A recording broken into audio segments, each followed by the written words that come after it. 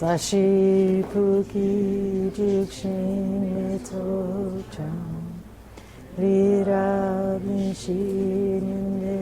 내겐 바디 상계 심근의 태우벌기 조금 염락신라 주바수 이담 그르라나만달라캄 예라타미.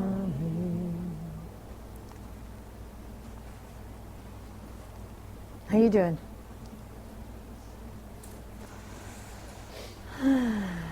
Did you rest?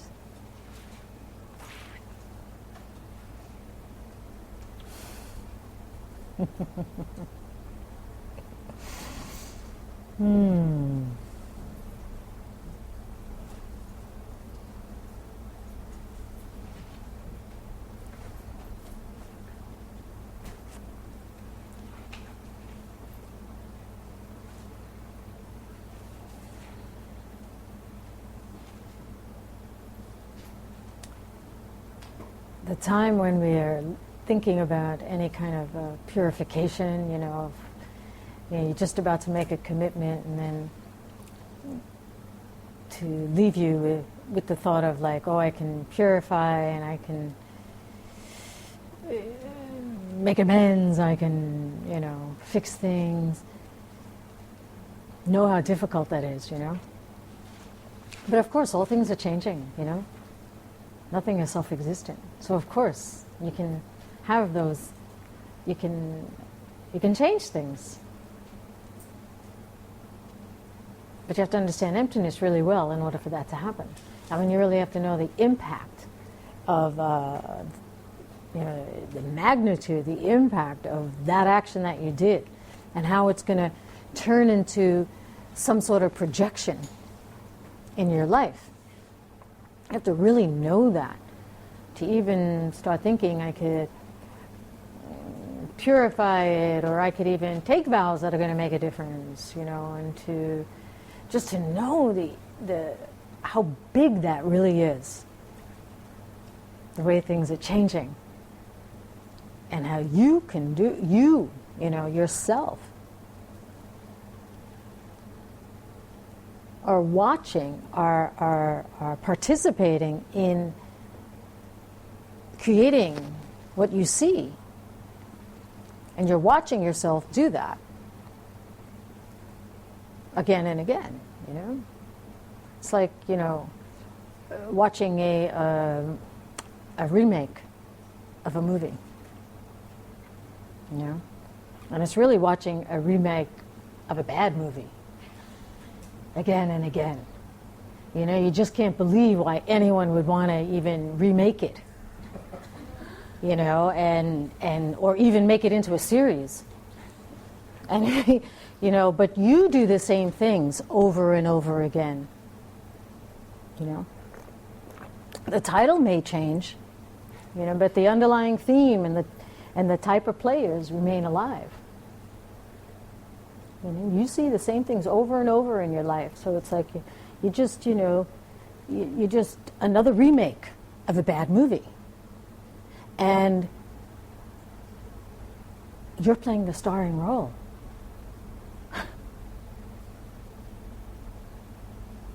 You don't even want to give up the role, even when you get a better offer. Still, you grasp onto who you perceive yourself as. And you can't let go of how that person functions for you. With all the mental afflictions intact. But now it's not only the time to purify and collect virtue to begin your life to be a bodhisattva, but you want to play a different role. It's like a remake of a bad movie gone good. Where it's a warrior to the rescue. One who will save the world. You will use every bit of wisdom. Along the way, you turn everything into the path. Everything. Everything you do is into the path.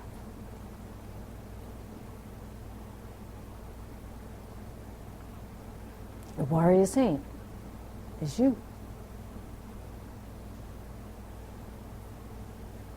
It's a very special way of living, and it's amazing to have the good fortune to hear these unique ways to think, that I can act like that, I can be that. And to just even have a capacity to know, how much that can make a difference. That if you take vows or not, it can make a difference. And I heard many of you just now say to me, how you just know that that's going to make a difference. That means you have to make the difference.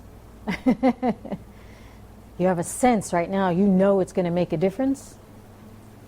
That has to last, that feeling. It has to last. That it will make a difference. But it's up to you to make the difference. It's not self-existently going to be like, I have these vows and it's going to make a difference.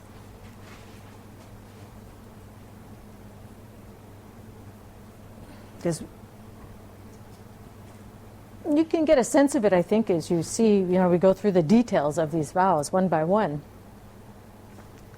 And you can see that there's these kind of mysterious sometimes what they mean, and kind of mysterious what it is I can do if I can't quite, how literal do I read it, understand it. It's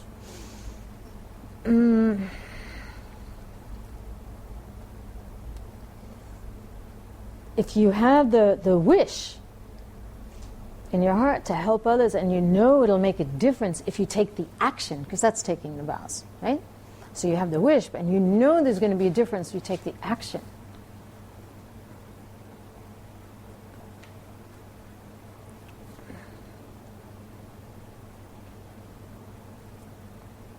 That's a new movie. It's going to play out in your life like that. And it shouldn't take it lightly. You should not take it lightly. It is very heavy. It's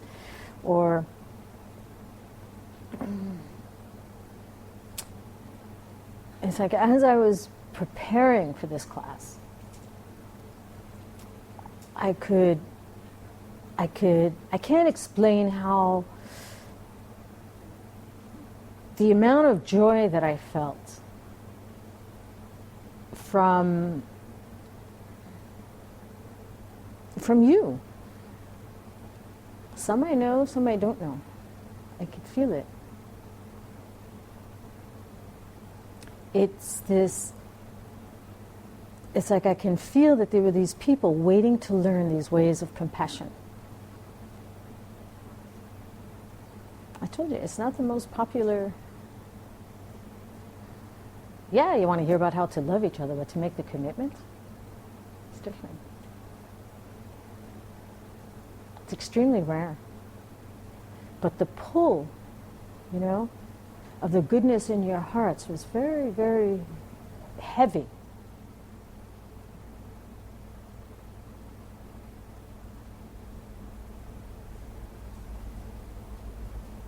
And I had many moments of obstacles. And actually sometimes very little strength and sickness to lurking all week. The demons tried very hard to keep the words from coming to you.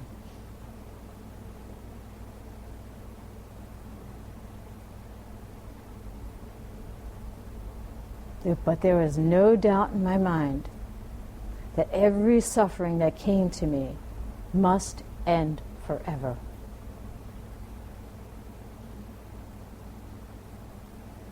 And that this path is the one and only way to do it.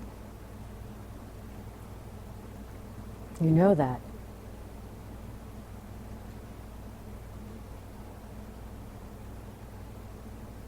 And I actually would have slept through every day.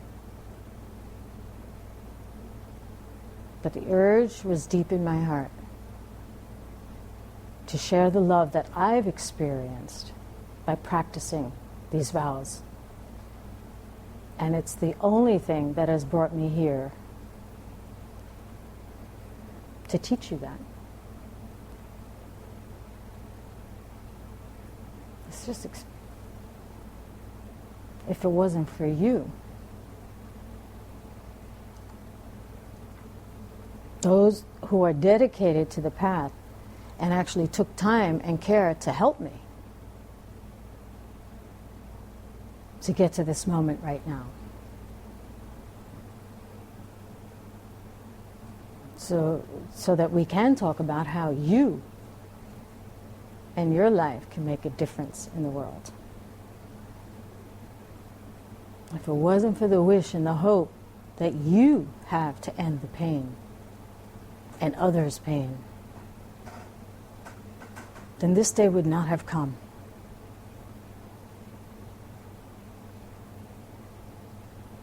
You've come together and you made it happen. And it's just the beginning.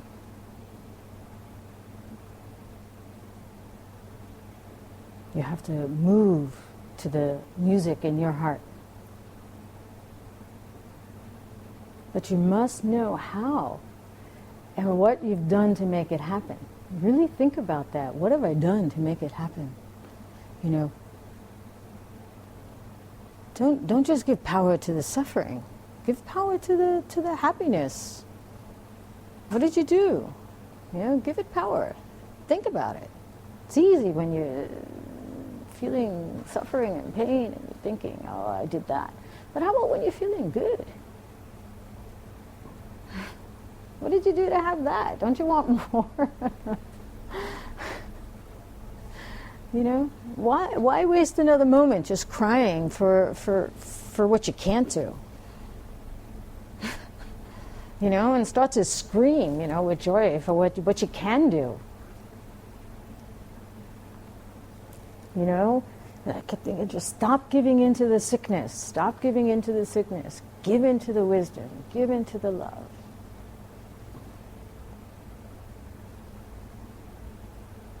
It will give you strength. It will give you hope to help anybody else.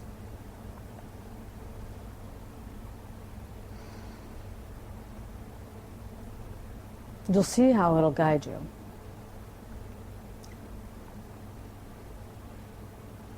And it will be a movie that has the happy ending, to live happily ever after. There is that. There is that.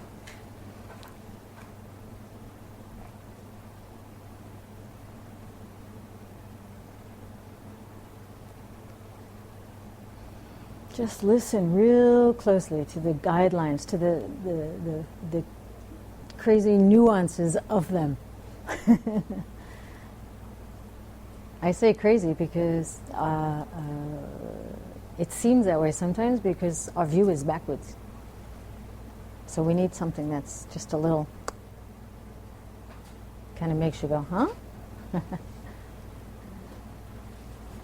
You know, because they will set you free. And then one day when all the noise is too loud and your body is too weak and the world is too violent, you will be the shining star that will save the world and save all that. You will be.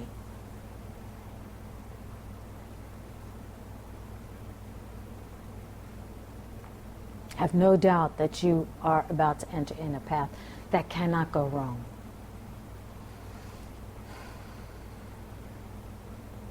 You know, there's no such thing as failure. There's no such thing. Even when you feel defeated, I think of nothing but running to the ocean or hiding in a cave or sleeping. Just at that moment, your dreams will wake you and you will rise as the angel in the middle of the night and save the world. And, you know, fight every single negative thought. Fight the sickness that infects your body. You know, you just kill the discomfort that brings you down. You rise to the sound of emptiness. There's nothing else that makes any sense. And you know it, otherwise you wouldn't be here all day long and still going. Not many can spend the entire weekend. Some have already disappeared, some have not yet arrived. You are the most rare of the rare. Rejoice. You have a big job ahead of you, but you can do it. Have no doubt. There's no other way, and please know this world you see is twisted. And you can untie the knots and turn it around. It's twisted. It's your joyful efforts, your devotion. Please, please, please find a teacher to teach you how to get out of the struggles of life. Please, please, please.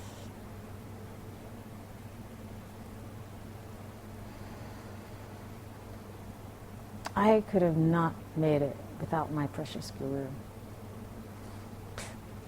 who pushes me, cuts through my deepest resistance, which is holding on to all my mental afflictions that are, and all my functions that are afflicted. He's given me all the strength that I needed to break through every hardship.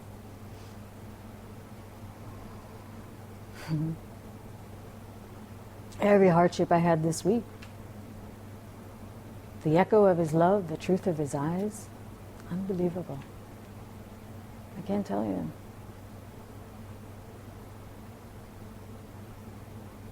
Came through every wind, through every channel, cleared the path,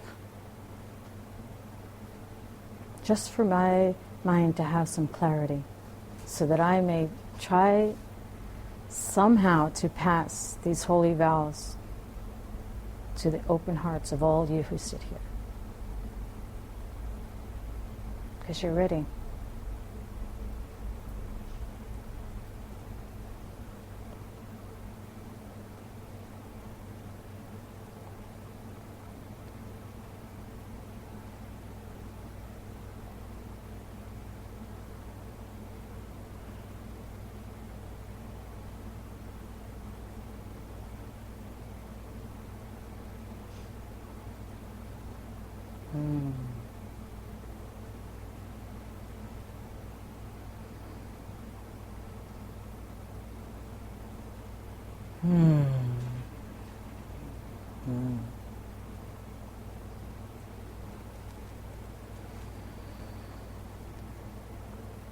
Be happy.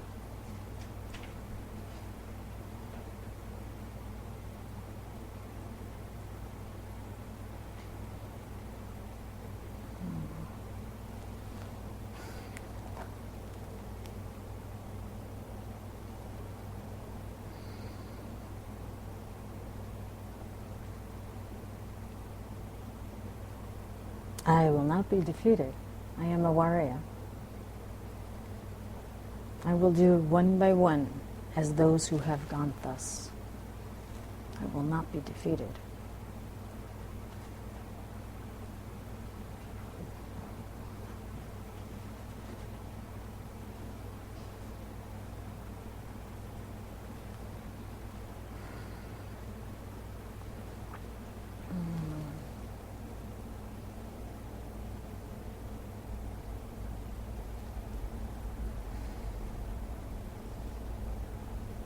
I will do one by one as those who have gone thus. One day should not go by where you make offerings. One day should not go by to those who have conquered and they live amongst the angels dancing in the sky that are around you all the time. And just, I will give my life in thanks for that. I mean,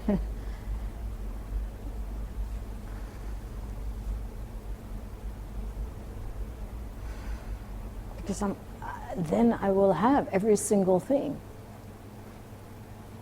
that I need to help somebody.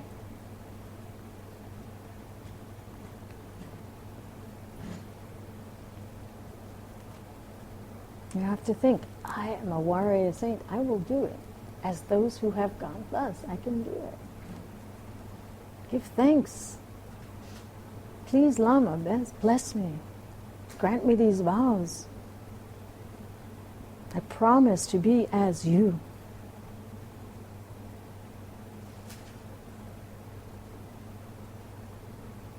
And you make offerings and thanks. I mean,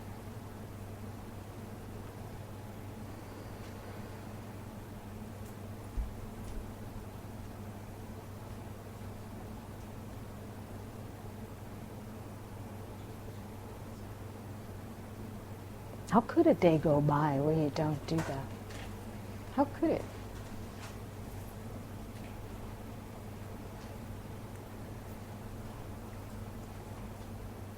That's the first of the secondary offenses, is to never to fail to make offerings to the three jewels through the three doors of expression, body, speech, mind. You never fail to let one day go by where you do not make offerings to your Lama, to the three jewels.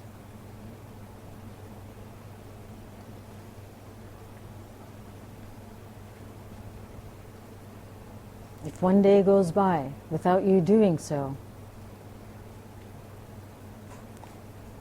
if you have not given reverence and thrown yourself down at the feet of your Lama, the Buddha, Dharma, Sangha, if one day went by and you did not praise them with words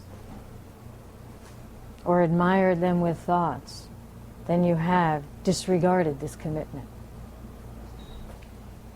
The three doors of expression, you know, body, speech, mind, right? You know, where you take some physical act of reverence through your body, speech, a few lines of praise every day. You sing praise to them.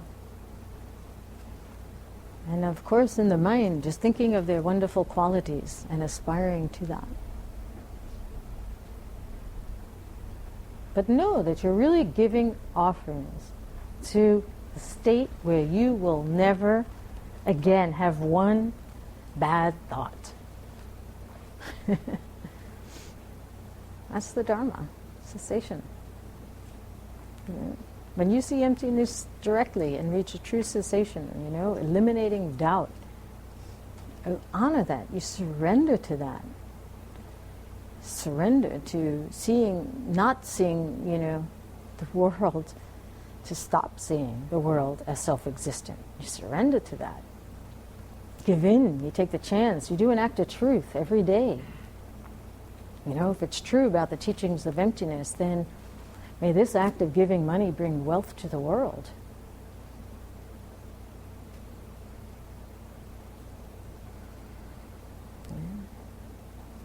You make prostrations to the perception of emptiness.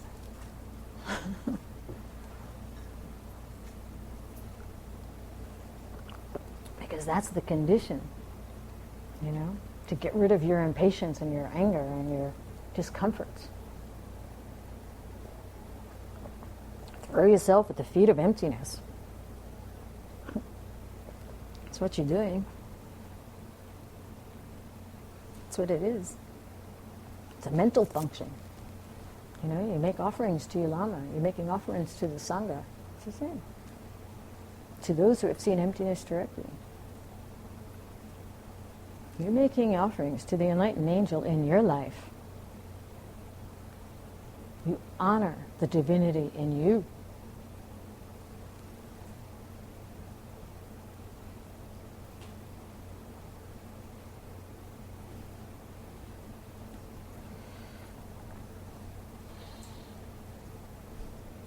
You know, so it's, you use that desire to, of that passion that rises in you in that kind of expression of giving thanks.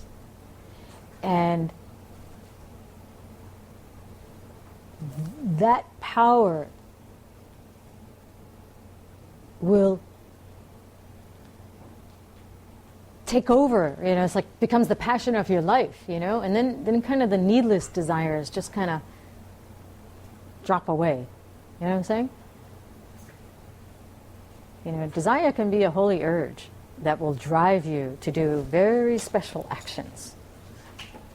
So it's not about getting rid of desire. It's like streamlining it. That will get you closer to enlightenment. You got to use it.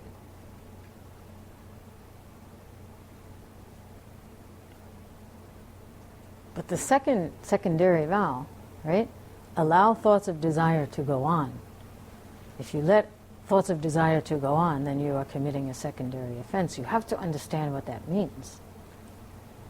It's just simply, if you're not satisfied with things, you know, and you're running around and making all these efforts, you know, and this, you know, it's just wasting the desire, really.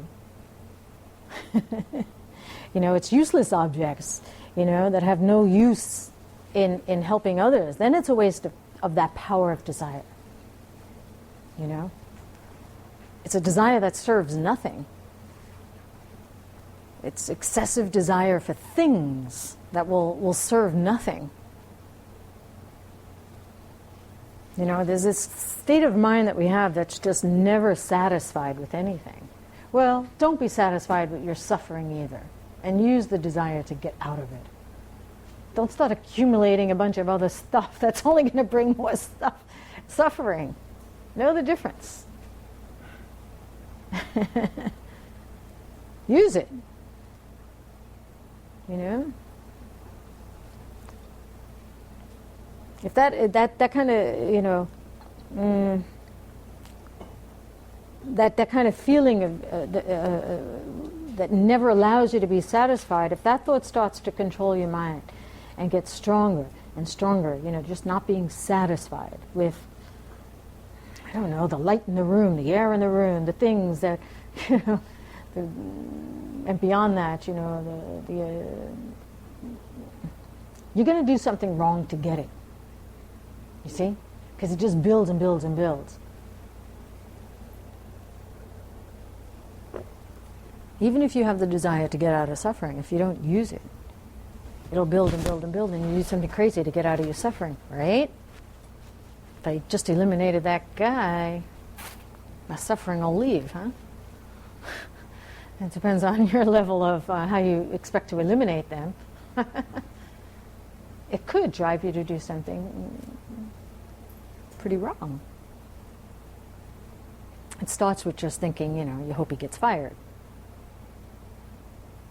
And so you show up and try to eliminate him in different ways. Yeah, it's a circle, right?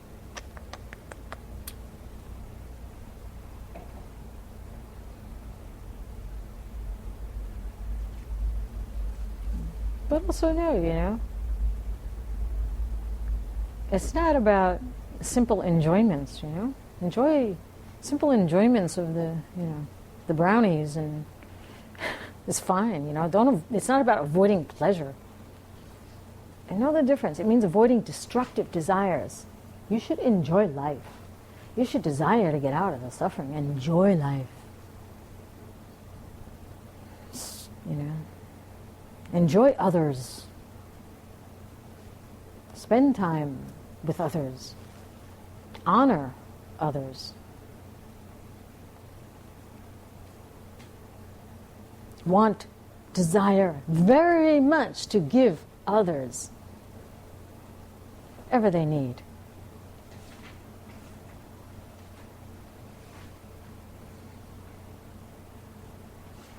Respect others for having things that, you know, that you aspire to.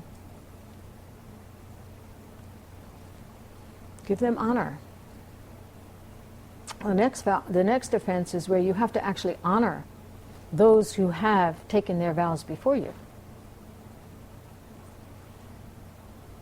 They call them your elders, 1 minute before you. So if you all say yeah at the same time, then I don't know, you figure it out. Is it alphabetical order? Is it right? We've always asked that. Well, what if you all do it together? Someone took ordination the same day I did, but she lived in Australia. which is a day ahead. So we were in this lineup, we were in this lineup, and she's like,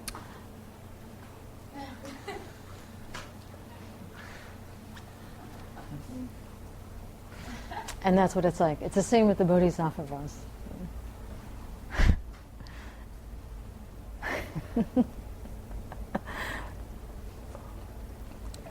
Respect. And what does that mean, I mean, in general, it means, you're supposed to offer them tea first, you offer this in, I mean, in monastic wise, there's this whole thing that goes on, right?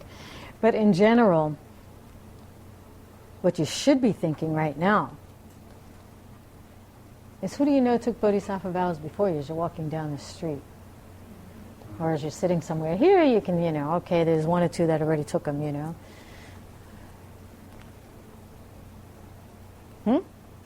You don't know. So what does that mean? Everybody goes before you. Everybody.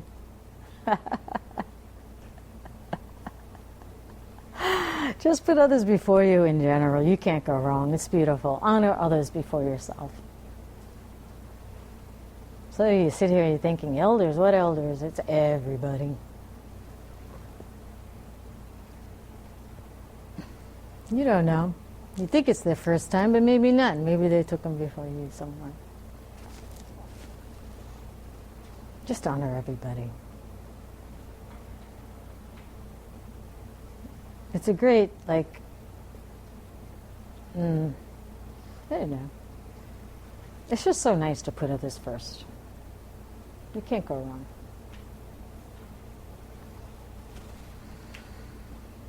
Failing to answer questions.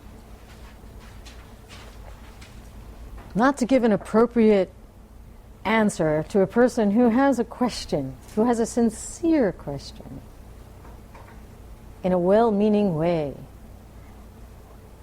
Why give a meaningless answer to a sincere question? I mean, don't disregard others by making a joke when they give you a question that they know you can answer, or maybe not. Why joke around? I never answer, clearly.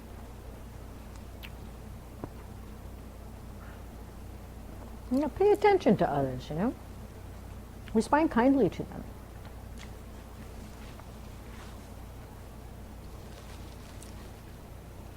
So now, at this point, and some of them will repeat, but we now can think about, okay, every question that comes to me at every time I should answer?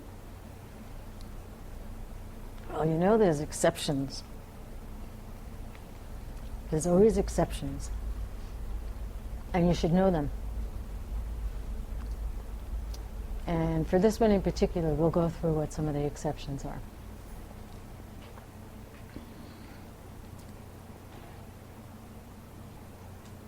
Just don't think of them as an excuse of why you don't have to answer the question.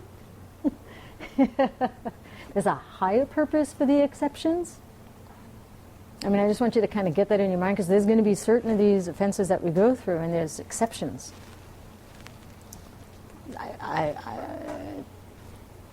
To all of them.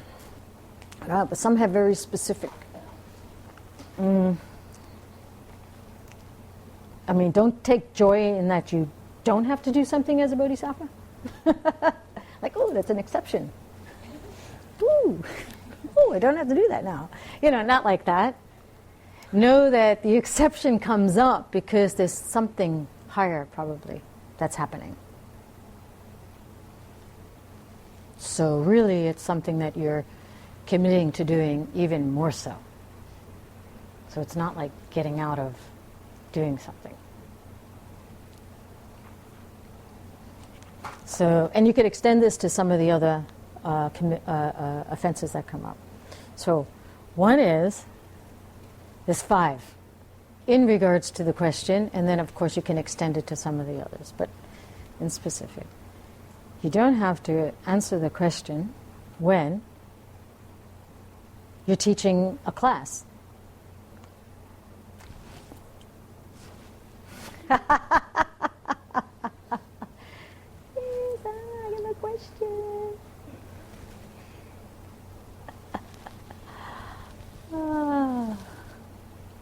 don't remember that you ever answered any questions during your class. People knew, they were just like...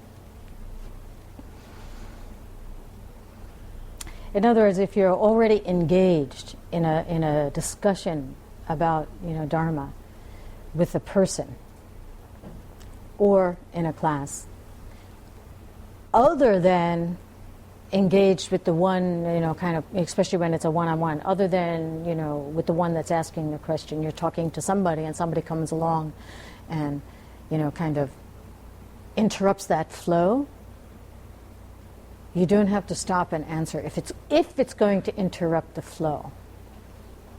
But request that they talk to you later.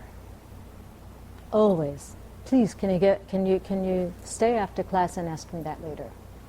And be there for them. Hopefully their answer gets taken care of, because usually that's what will happen. Hopefully you can take care of people just like that, If you're open to answering it, somehow their question will get answered. You see? There's something in your heart. As soon as you disregard it, then you'll have a list of questions you won't be able to answer. You see the difference? It's very subtle.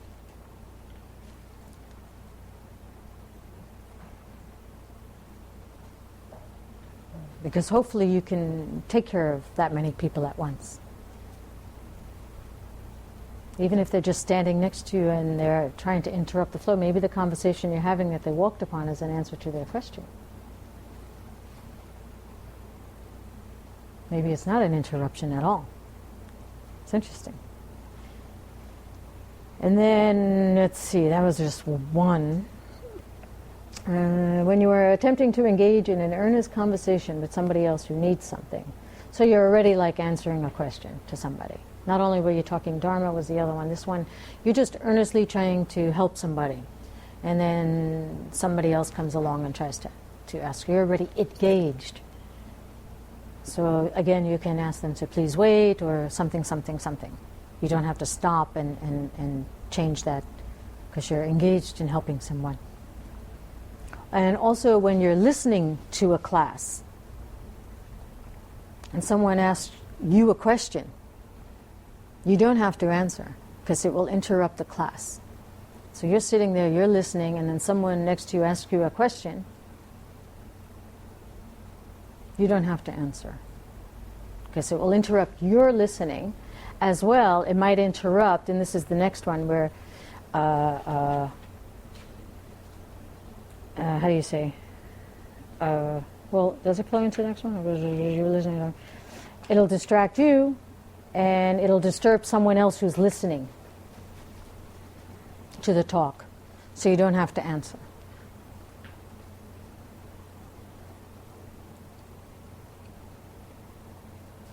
Don't be rude. Be nice. Don't be like, be nice. Just because, like I say, it's an exception. Don't be like, I can't answer you now. And then you just disrupted the flow. Or be like, didn't they just hear that? They couldn't ask a question. I got it. Didn't they get it? Come on. You just be careful when you hear exceptions. They're really tricky, because you'll get all sorts of attitudes about them. They're funny. It's almost like it's funny. And of course, you don't ask a question if it might upset the teacher or interrupt, the teacher who's talking. Then you don't have to when you're sick. When you can't get up and say anything, you just can't. Someone's asking you something, and you're like, you're really sick. It's okay. I mean, if you can, answer them. It might help you, actually. If you're sleepy and too groggy and foggy and you don't even know what they're really asking, it's like, because then you might say something that's really, like, stupid or something, you need to be clear. And we'll talk more about this, but I'm just going to say now, and we'll talk more when we get to one of the offenses, where not answering would teach a valuable lesson to the questioner. But you have to be very sure of yourself that that's going to teach them a lesson. You have to be very, very sure. Don't fool yourself. And that comes up. Okay? Wrathful. You know they're going to learn something virtuous from you not answering. But don't fool yourself, be careful. And then there are certain monastic vows which require us not to answer for certain things. That's a long story.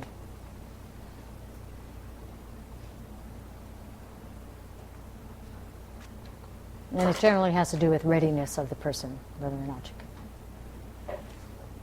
And sincerity of what they're asking.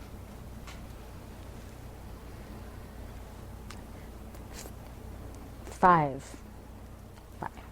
Failure to, this is the fifth one. He's keeping track. 5. Failing to accept a sincere invitation. The fifth offense out of 46.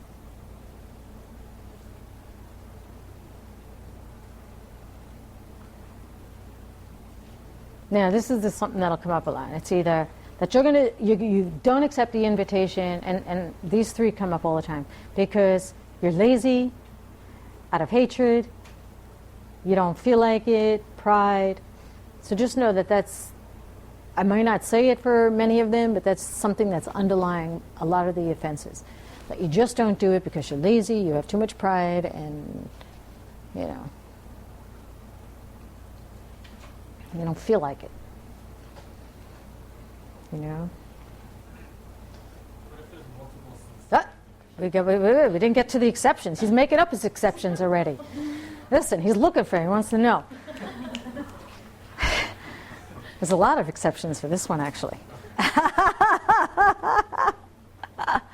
But before I say them, let's see. You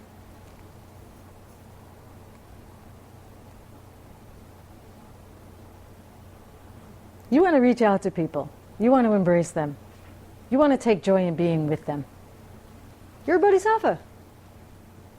You should. You should want to be around everybody because you're going to help them, right? You should have this joy in your heart.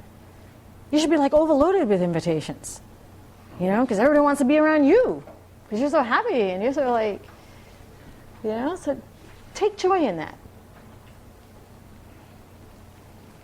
Of course, the exceptions if you're sick. Okay. You've already accepted another invitation. So if your book is full, you're good. Right? Someone asked first. Or if it's too far to go, and then I'm not going to define that for you. Maybe there's something in the scripture, but it might be a little different than now, too far, It would be difficult to go. It's too dangerous to go. And you're also then, maybe you're aware that the person who is inviting you has some kind of bad motive.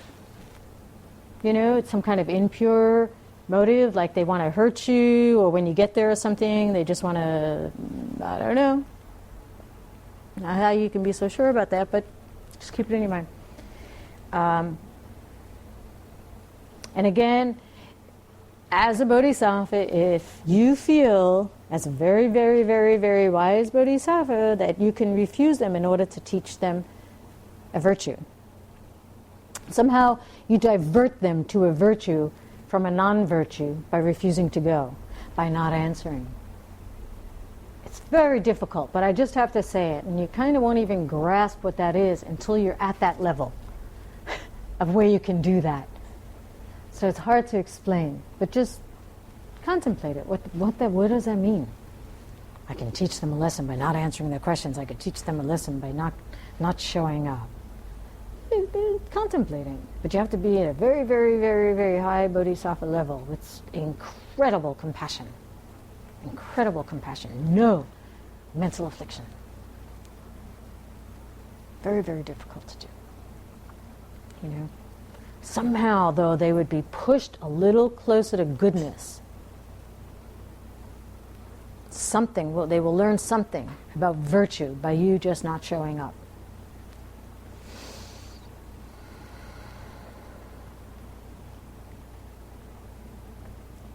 Now, there's one very big, important exception. You do not have to accept their invitation if it would take you from doing an incredible virtuous act.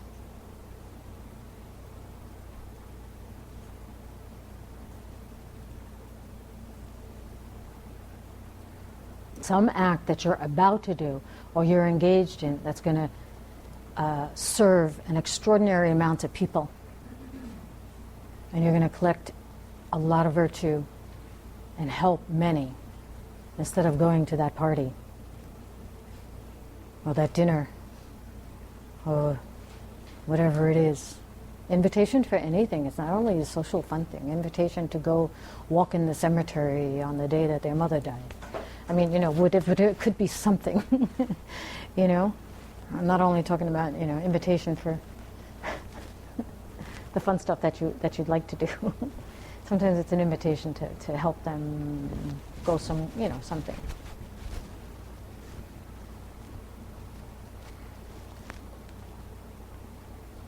And especially something with your Lama. If it would interrupt any action that you have to do with your Lama, then you don't have to accept the invitation.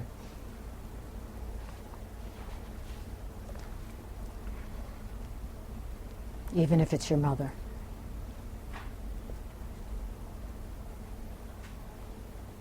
She's like second on the list.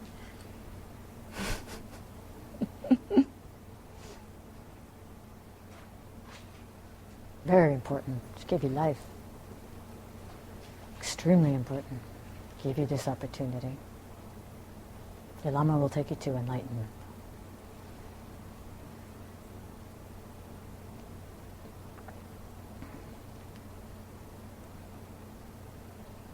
Failing to accept gold or the like. I like this one.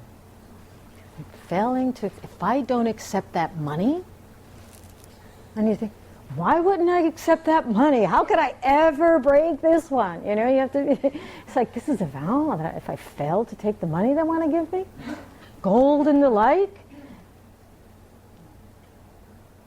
If someone offers you as a bodhisattva, you must graciously accept that offering. You like this one, right? I mean, it's like, oh, okay. I mean, all those things I turned down, I should have just took it. Great. I mean, we all could use some, right? I mean, failing to accept. There are exceptions, and they should not be taken lightly. For this one, if you get attached to that offering after you take it,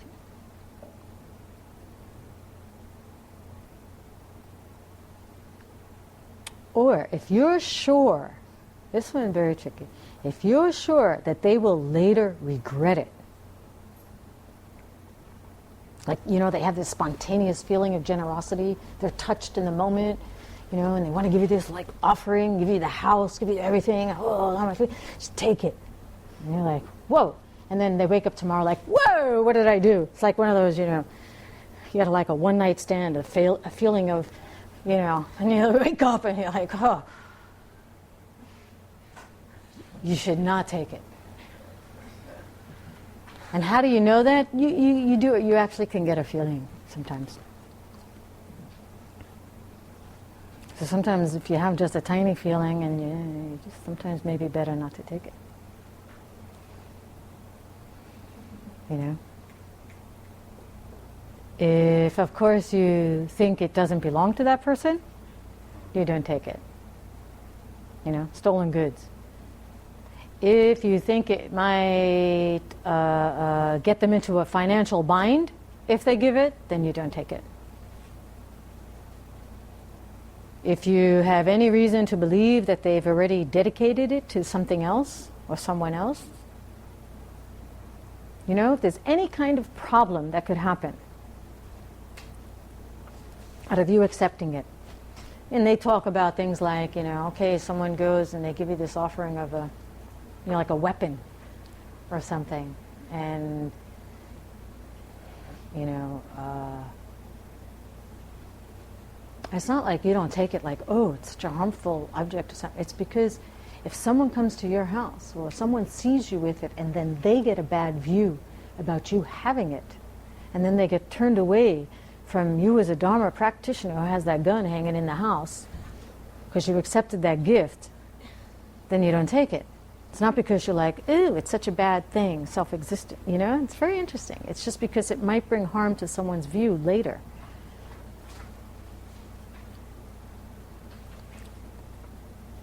You know, it upsets and scares somebody away. That's what's considered, you know, some kind of problem that could come from the offering. You know, somebody walks into your house and sees the big pile of rubies that they gave you. Can you imagine? Like a nice mountain of like rubies and diamonds. Then they walk into your house and they're like, whoa. No, you don't take it. Next one. Failing to give the Dharma to those who wish it.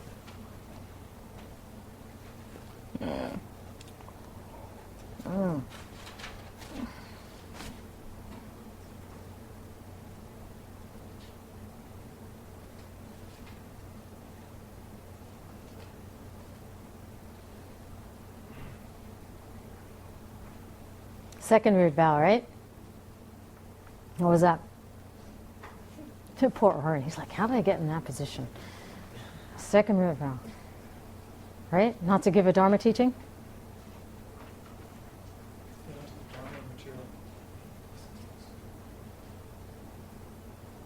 Okay?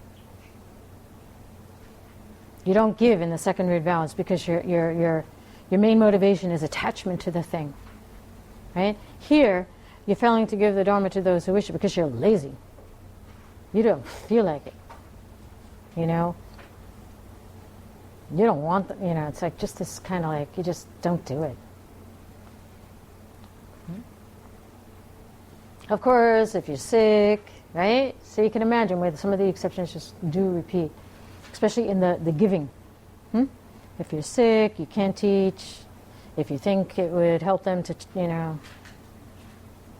Then there's this one thing here that if there's some certain circumstances with the student, you don't have to. So it's also exceptions about what's happening with you, but then there's exceptions with the students that they want you to teach them this Dharma, but the only reason they're doing it is because they're just sitting there waiting for you to make a mistake and, you know, screw up. So they say, see, I told you that wasn't ba ba ba ba. You don't have to teach if you can sense that they're just there to just kind of maybe say something negative about it, because, you know, and that does happen. I've seen it.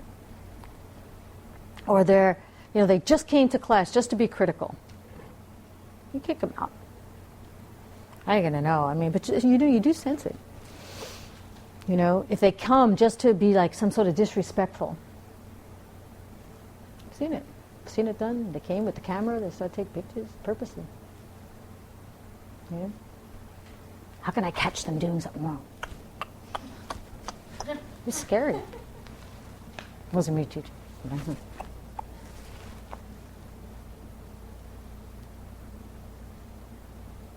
We didn't kick him out, though. Some people know how to turn that virtue into non-virtue. It's amazing. The realizations you have to have.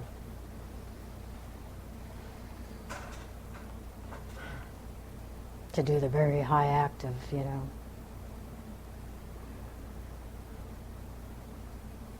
it's amazing. Anyway, it'll happen. You know, or if they're, well, then there's a whole list of little ones, like if they're not sitting properly, if they're, you know, wearing a hat, there's a lot of little nuances. Some are more in the Guru Devotion, the 50 verses, that actually get more into how you can't teach if they're lying down, but here in the Bodhisattva Vows, they don't mention all those, but that's more in the Guru Yoga, the verses on Guru Yoga.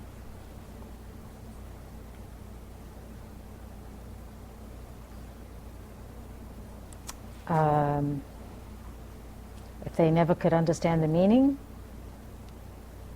you know, for example, Guru, I'm just sitting here saying, no, I can't tell them all those things in that, because What if they're not ready? Like something like that. The 50 verses on Guru Yoga. I mean, it's a big teaching. And if you teach that to somebody and they're not ready to hear, it could, you don't teach it then. It takes a lot of teachings to believe that your Guru Yoga is the most important thing to do. And you all know. I'm always like, do you have your Lama? I mean, I try even to say that. It's like scary. Someone's like, what are they talking about? But I really want you to have the guidance. I really do. You need it. And that's all I can say. But there's more to it than that. And I can't say. But I want to. But I can't. It's a big teaching. But it's the most important thing you can do. But that's just an example of a teaching. Okay? That if someone's not ready, you can't teach it.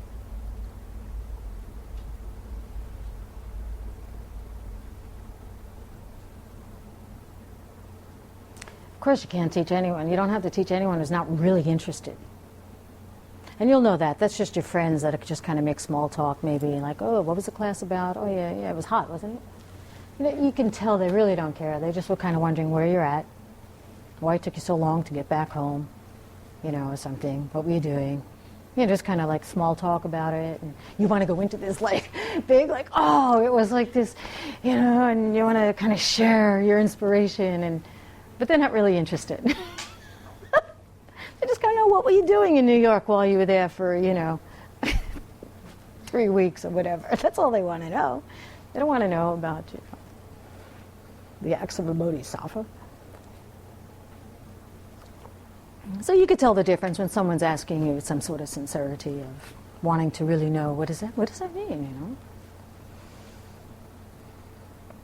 Of course, if they have deep wrong views, the teaching thing is a big, you have to understand. When you're giving the Dharma, there's a lot of, it's a lot of stuff. Like even the ones with teaching emptiness, unprepared. It's a little deeper than failing to accept an invitation in some ways, but you can apply the same understanding. You can apply it.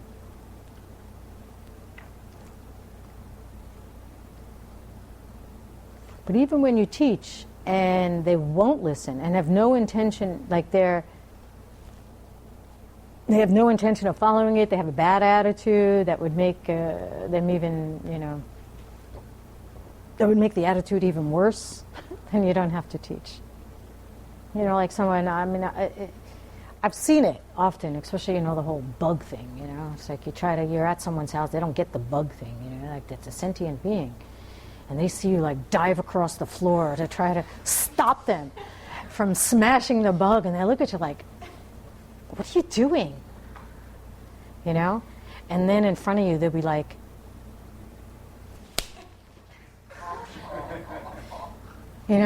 joking with you. I've seen it, especially with that, especially it's a mosquito or something. Of course there's justification for killing that, right? So be careful. Don't go running around trying to catch all the mosquitoes. If you're going to be at someone's house that's going to start, doing that and just looking at you like kind of, it'll happen. They slapped someone's hand once, didn't they? At that store almost. Remember that time? It was just a reaction. The bug came and her hand went down. And my first, I don't know. I didn't even know. I think I saved it. I didn't even remember. But it was like, what the hell did I do that for? I was like, whoa! I was like, be careful. I think it was made a joke of and it was cool, but turned into a nice conversation. But sometimes it's just a reaction that you have. You want to do something. And it's a good action, but maybe know how skillfully to also joke about it. Don't be so attached to, no, you got to say, lighten it up if you know they're going to have a bad reaction. They saw the action, they got the imprint. That's enough. It's enough. Enough conversation, just let it go. Oh, I thought, You know what I mean? So don't get so attached to it. Do it if it's a reaction to yourself about something. You see somebody doing something and you want to kind of cut the action, you want to do something, you want to teach them something, or you want to say something, but don't get so, let it go sometimes after you say it. The imprint's there.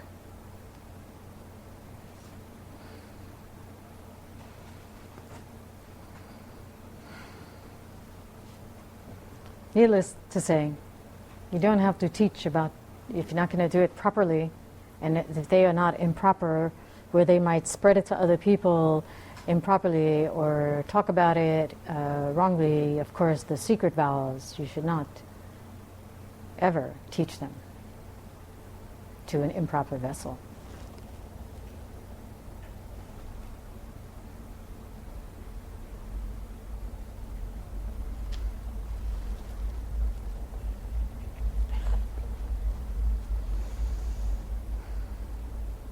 All of these are because it will cause more harm to them. Not because you just got out of a long list of times you have to help somebody with teachings. It's very specific on how you can really help someone. I mean, you just thought you were, I mean, in general, I mean, I think as a one who wants to be even more nice and help more people, you know, we think we could just do it. Then when you see with the details of it, it's quite not overwhelming in a bad way, but it's quite to me, it's overflowing. That's the word. It's overflowing with the ways that you can help. It really is amazing to look at all these angles where that one act can just, it's powerful. It could be powerful in so many ways. You know, I mean, we thought it was great to just always be sharing the teachings. You know, you thought it was like always receiving or refusing money was the right thing to do. You know, but it's not. Sometimes refused, sometimes received, and there's more to it than just that. You know, you thought it was always right to refuse it because no, I don't want to owe them. But what about them? They need the virtue. Collect it. Take it. You know, you're all in you're a thing. You know, it's nice to have this like little bit more of information. I think to really maximize your virtue, maximize the way you can help somebody collect their virtue. It's a deeper practice. You should get a feeling about that this is a deeper practice than you imagined. Even deeper than the deep that you thought it was. Because obviously you all know it's a deeper practice than just helping someone, otherwise you wouldn't be here wanting to make the commitment.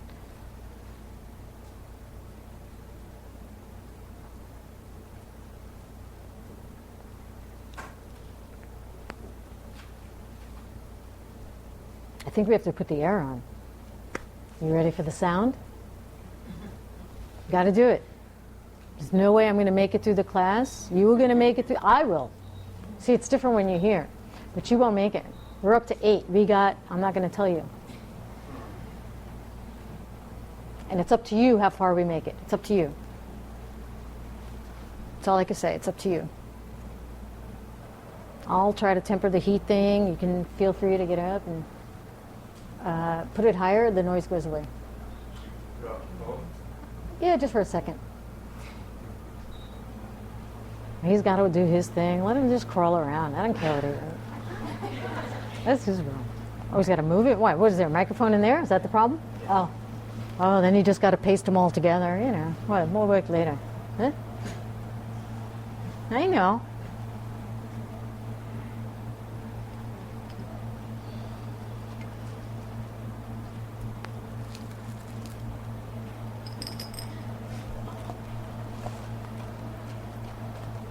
Long life pills.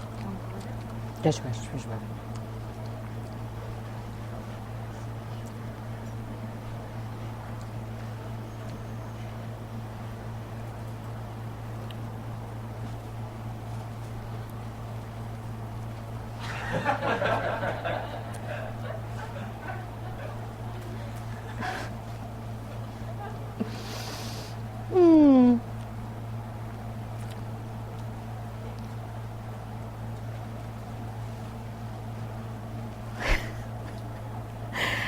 You'll see later. You can imagine. I'm the one who'll get in trouble, not you.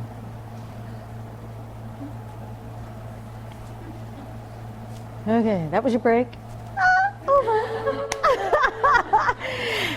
I know some of you go to other classes, they get breaks, right? I don't give breaks. Do you notice that? I don't give breaks. That was in between classes, that little break.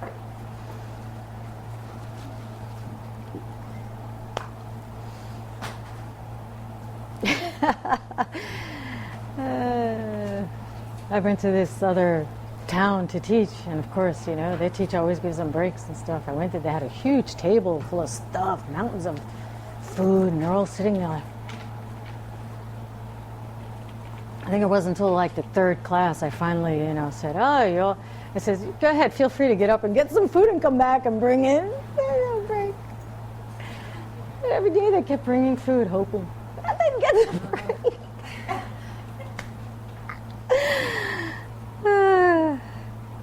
I don't think I gave it once. I don't know. But it was in between classes. They ate the food. You know. Big spread. I was like, whoa.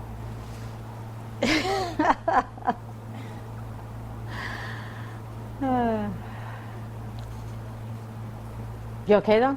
I mean, need a break?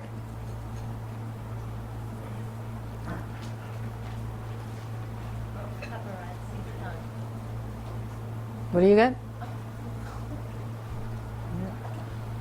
What do you got in there?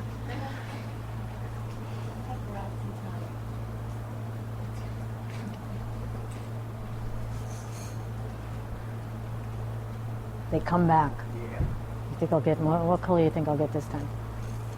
What color? I don't gamble. You don't gamble? I can see why.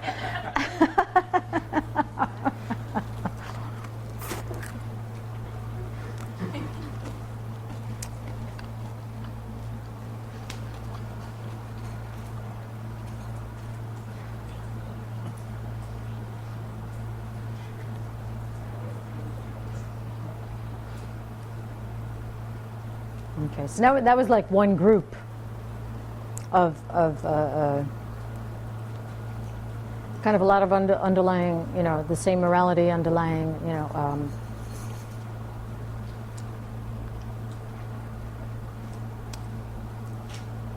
now it's the second perfection, you know, giving. Giving is collecting goodness, right?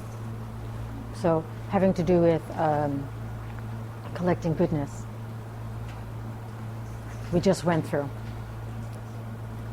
And then now it's going to be of morality. So, oh, is that what you were saying?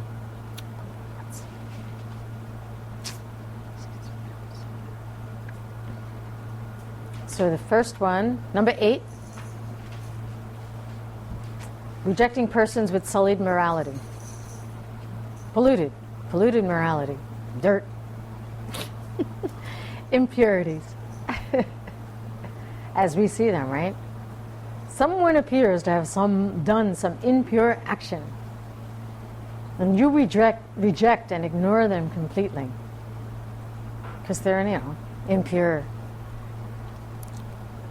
bad person. Yeah, crazy, right? I mean, it's crazy. What do you think, you know? Those are the people you'll reject because they're bad people? What kind of bodhisattva are you? Anyhow. I mean, they're in the worst position. You know, people who have messed up with their morality. They need you. So,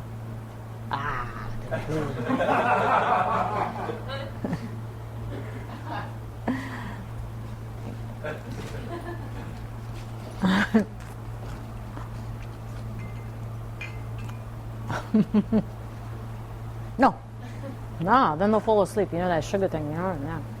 It's just enough. You're supposed to help suffering beings. So, I mean, and we're talking, this one in general is talking about people who, you know, like Jason Copper says, it's, you know, like people who have killed their mother, killed their father. You know, somewhere where it's not just someone who's, you know, kind of, you know, just ate too many M&Ms, you know, or something. It's talking about, you know, and they just, you know, messed up their winds for the evening or something. But You'll be fine. You'll be fine. We didn't have too many. But it's someone who, really did something like, killing, mother, father, 5 misdeeds. So it seems obvious that you could think that they are. I mean, and some kind of killing that you think, is really pretty bad. The guys who go in prison that even the prisoners want to attack. Yeah, those kind of guys. Or women. I just say guys as general. Don't get offended. But even the bad guys don't like them.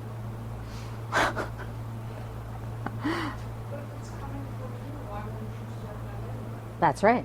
But that's because you understand emptiness. So just in case you have a lapse of forgetting that it comes from you, and you must, in order to eradicate that, but you must do something. Yeah. I mean, that's when you'll commit any misdeed, is because you actually have some sort of forgetfulness about karma and emptiness. It will be that. Now you can logically think it, and you would know it. But then you'll be faced with something one day, and then you lose that view. It has to be any time you actually even have a mental affliction and respond stupidly based on that mental affliction, it is because you have forgotten emptiness and karma. You just forgot it. Like, went out the window.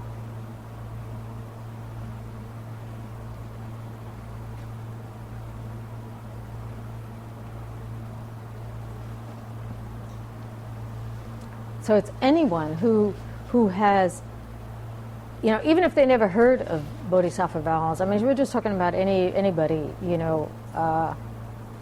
doesn't have to be someone who, it does refer also to someone that that has the vows and who has broken them. It does refer to that also. Mm-hmm. But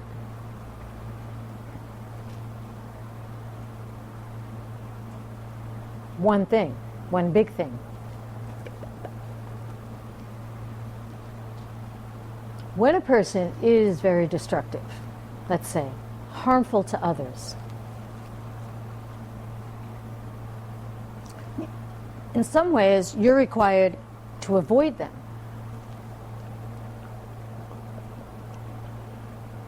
And not get close to them if you are going to be affected by them, and it is going to make your morality go down. This commitment assumes that you are strong enough to be in the pit, and surrounded. If you are not, then you do not go. You send somebody else, maybe. And you can help actually to collect the virtue to be able to do it.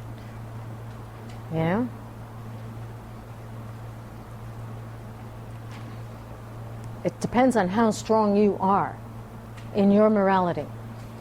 If it's a situation that's a little too close to how you have some sort of addiction, and you step into the fire trying to help these people who are continually doing it, but you're not strong enough, you don't go. Send someone else. Help them in a different way. Are you going to be tempted? Are you going to be pulled into breaking your morality? It depends on your own personal constitution. Don't just assume that you could just jump in and, and do that. Know what it is. Because if,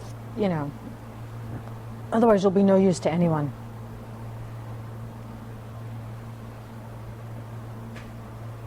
And then there's this other piece that if for some reason you're doing, and this is kind of a hard thing, but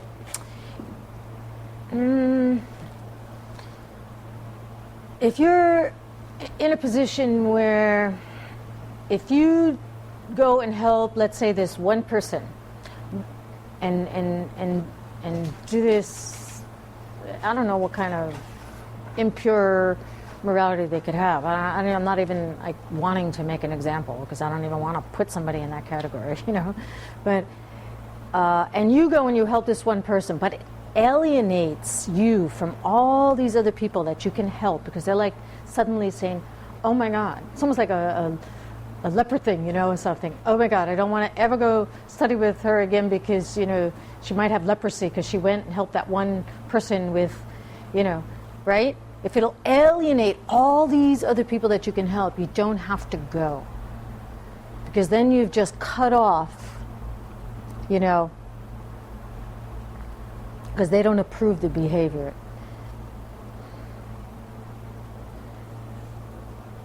You just think about what that means. How do you make it where you can go do that and not alienate others, is what I would say. Problem won't go away. Huh? Problem won't go away. Right, so you have to learn how you can touch that person and help them without doing that. Exactly. But if you just keep giving in, like, I can't do it because everybody will get upset. And be aware of it, of how they might, and then maybe use a different skillful means of how to help that person. Don't just say, I don't have to help them because it'll disturb my family. You know, it'll disturb my, you know, students, so I'm not going to go help them. It's kind of, think, how can I then, but it's telling you, how can you do that without harming others? And it's beautiful. It's perfect. It's a perfect thing to bring about. Because you're going to help them. And you just now have to think, how do you really help them and the other people? Because then they'll be able to see how you're even helping someone without blah, blah, blah, blah, blah. It's great. So the exceptions are actually something that'll make you stronger in ways that you can really help people. It'll broaden your ability to help many. Because you'll think, well, how sick am I really? Oh, they said I don't have to do that when I'm sick. So you'll start thinking, well, how sick am I really? And then you'll get up the strength to do it when maybe you're just a little sick, and you know? So it really strengthens you. They're not exceptions so that you don't have to do it. It strengthens you, gives you power.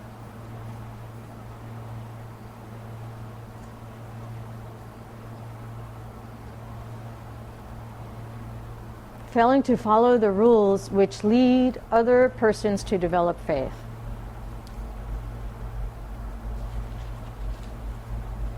You want to do good things for others so that they can develop. They can be inspired by your goodness.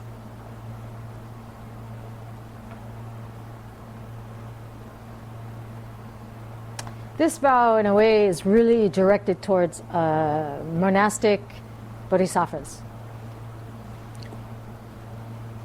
You know, it's talking about, you know, that as a Bodhisattva ordained person, in a way you're required to keep vows more strictly in order that other people don't lose their faith. It comes up all the time, and a lot of the Vinaya vows are in regards to that, not harming others, and it's one of the beauty of the vows. But as a layperson, if people know you are a certain practitioner or something, and if you lie, and, you know, like, if you obviously stand in front of people and lie or something, and they lose their faith in the whole idea of Buddhism, then that's kind of what this is. You know, so if you just take the top 10 virtues, and if you kept them really well, that others would have, you know, great faith in the teachings, that's good.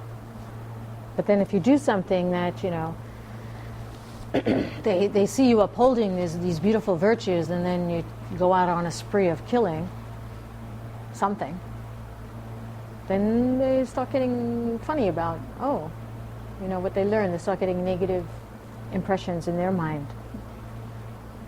Other people's faith in this practice, in your practice, in your practice. Protect other people's faith by upholding an ethical way of life. Being kind to all people, you know, being patient to all people. It's a great inspiration. People will be really inspired by your ways. They'll be really inspired. And then you do something to kind of mess with that, and it's harmful for them to see that. So be careful.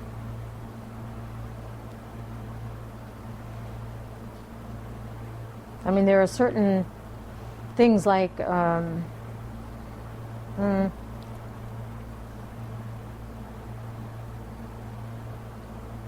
are the especially the top 10 non-virtues are kind of what we call naturally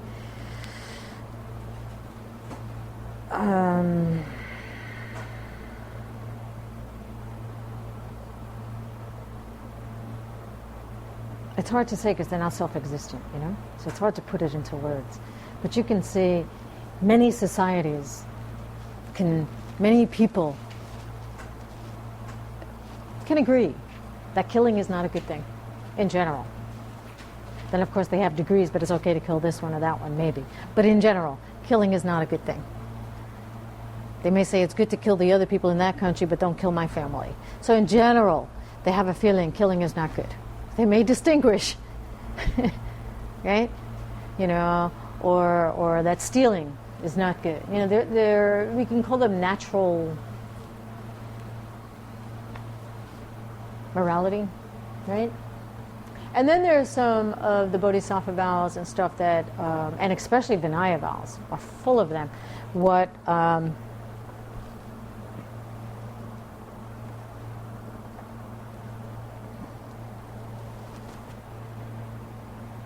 Lord Buddha said, okay,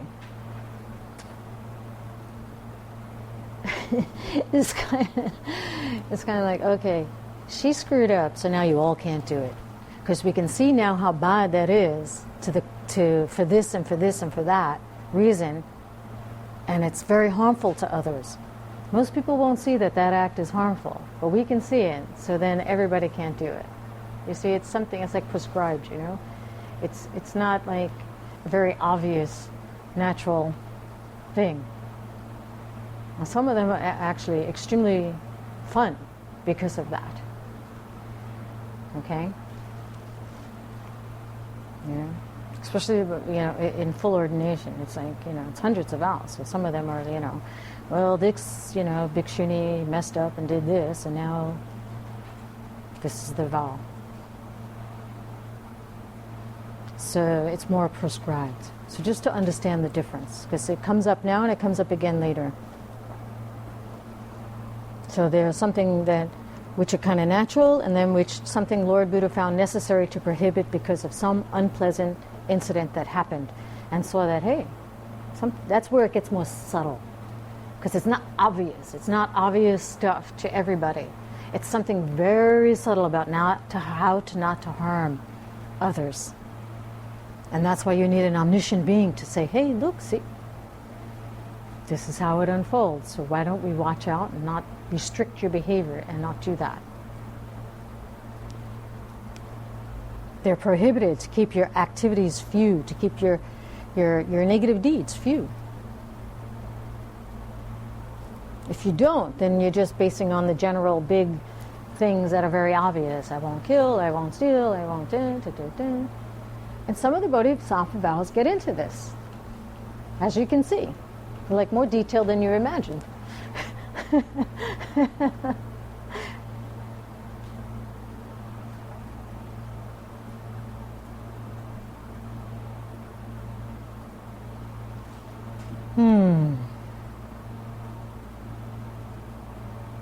So some of those prescribed ones, you can say, are because, like I was saying, to keep your activities few, so you can, so that you don't get distracted. As well, some are for where others might lose their faith if they see you acting in this ridiculous way of not really serving anybody at that moment, just doing something that is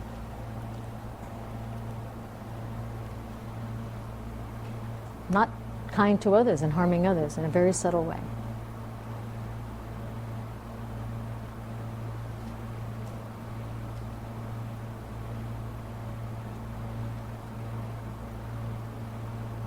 Performing deeds that are of only a lesser benefit for all beings.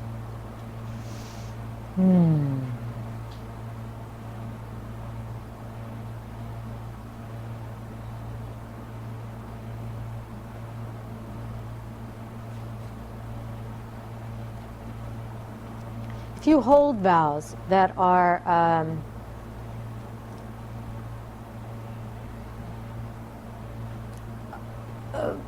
the Praktimosha vows and things like that, if that have those kind of proscribed moralities that I was just talking about.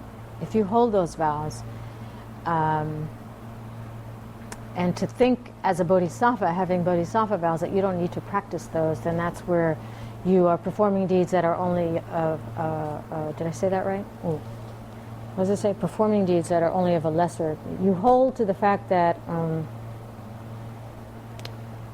I have these Vinaya vows, and if I hold that I've got to keep my Vinaya vows, and it denies me from practicing my bodhisattva vows, you're not supposed to do that. So if you have to think of the 10 non-virtues, you have to think of the layman's vows that you have. Like, it's things like, for example, one of the vows of ordination, of a nun, I'm not sure if it's a monk's vow too, but just for example, you're not to keep leftovers for more than 24 hours. Okay?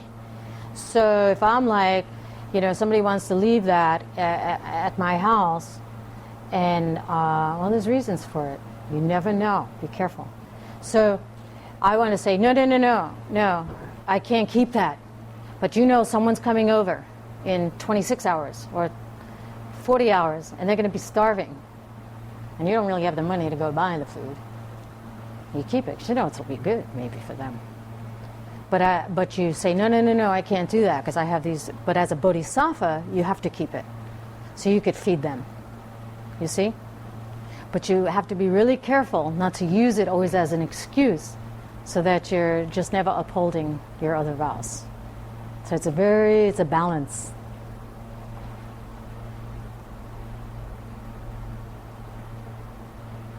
So you have to think that how that, as a bodhisattva, the whole story changes. But, important point, the thing is, first of all, you have to have the ability to store that without it being a distraction.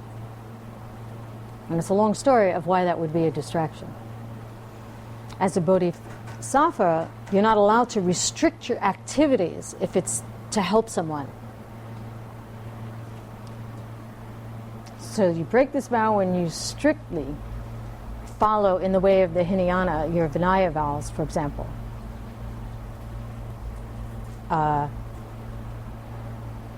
That Buddha proscribed to restrict your activities rather than helping. You're not allowed to follow, if you have the opportunity to do this great bodhisattva activity. How's that? Yeah. Everything you should do should be with others in mind. A bodhisattva should actually be able to keep the Vinaya vows better.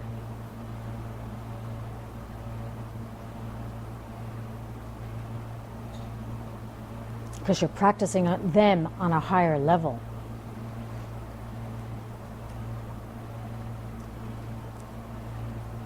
You have to balance it out. But don't kid yourself and always say, it's okay to, break that vow because, I'm a bodhisattva. Or I'm a tantric practitioner, so I can, do this and disregard my other vows. It also is in regards to that.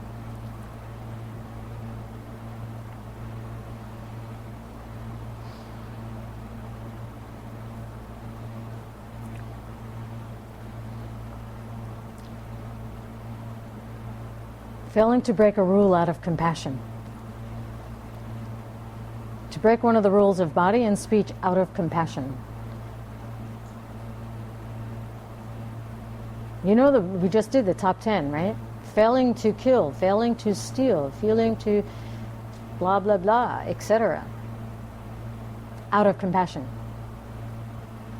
You must be a bodhisattva who is extremely versed in the path, having practiced it for millions of years.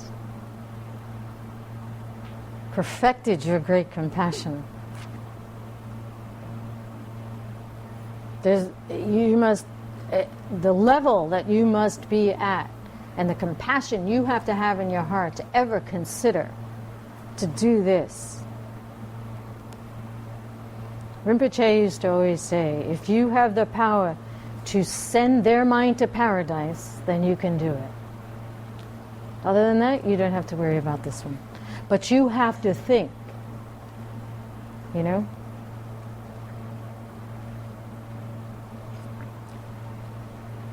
Always. You know, how can I really help this person? And don't use so many excuses. Don't hold up to your, like, you know,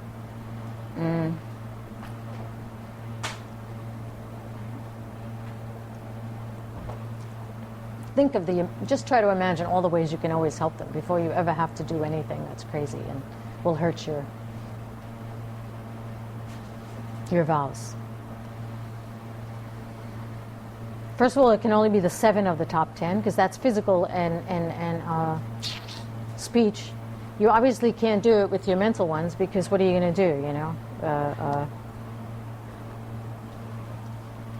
I mean, how are you going to...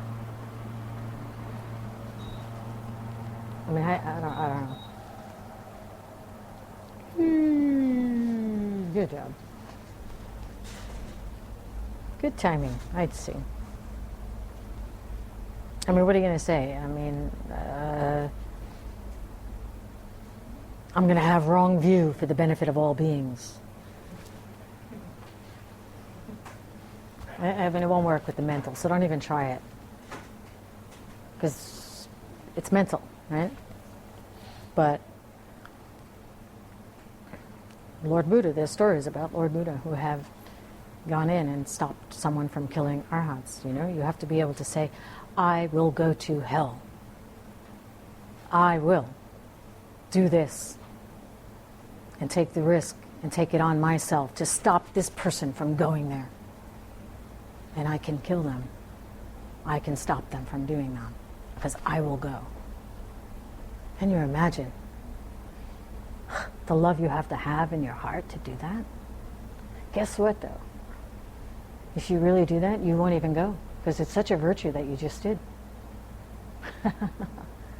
If it could be that powerful of a virtue, then you can do it. I will take it upon myself to save these beings and that being.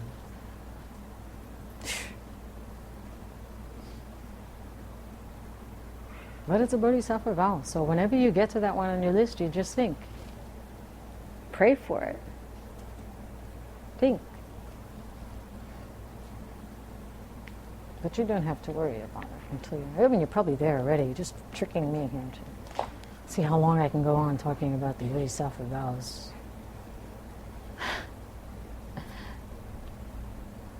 But you won't even be able to go to the hell realms if you wanted. It'll be like a rubber ball trip to hell. Boop, boop, the virtue will just pop you right out. And it has to be out of pure, pure, pure love. Not one of a mental affliction. Try to do something. Try to help somebody with absolutely total compassion. Somebody who you really can't stand. When you get to this vow, something that really just turns you, you know? Help them. See how far you get. See how close you are to this. Something that just really turns you, you know? You know those things that just you look at it and you're just like, you can't quite get why somebody would even do that, you know? Or something. And help them. You probably won't even get to that side of the street where they're standing. But think about it. How close am I to having that much love?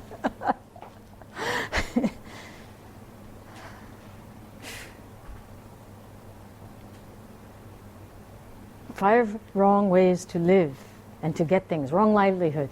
Number 12. Flattery. Saying something nice to somebody, hoping they give you something. Oh, you look so good today. You know, like that. You know, you flatter them. You're hinting, you know, oh, those brownies were so good last time.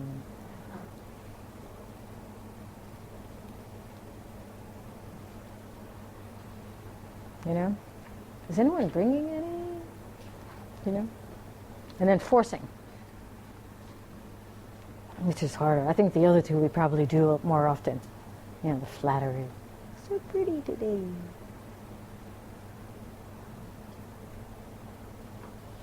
Can you help me with this? Oh, you're so strong. Can you get that? What do you work out?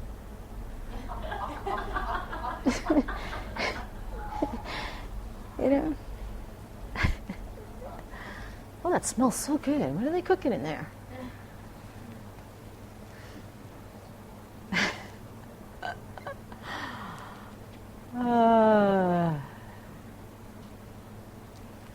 Forcing would be like harassing somebody to giving, like blackmailing them into giving you a donation or something. I don't know, forcing them.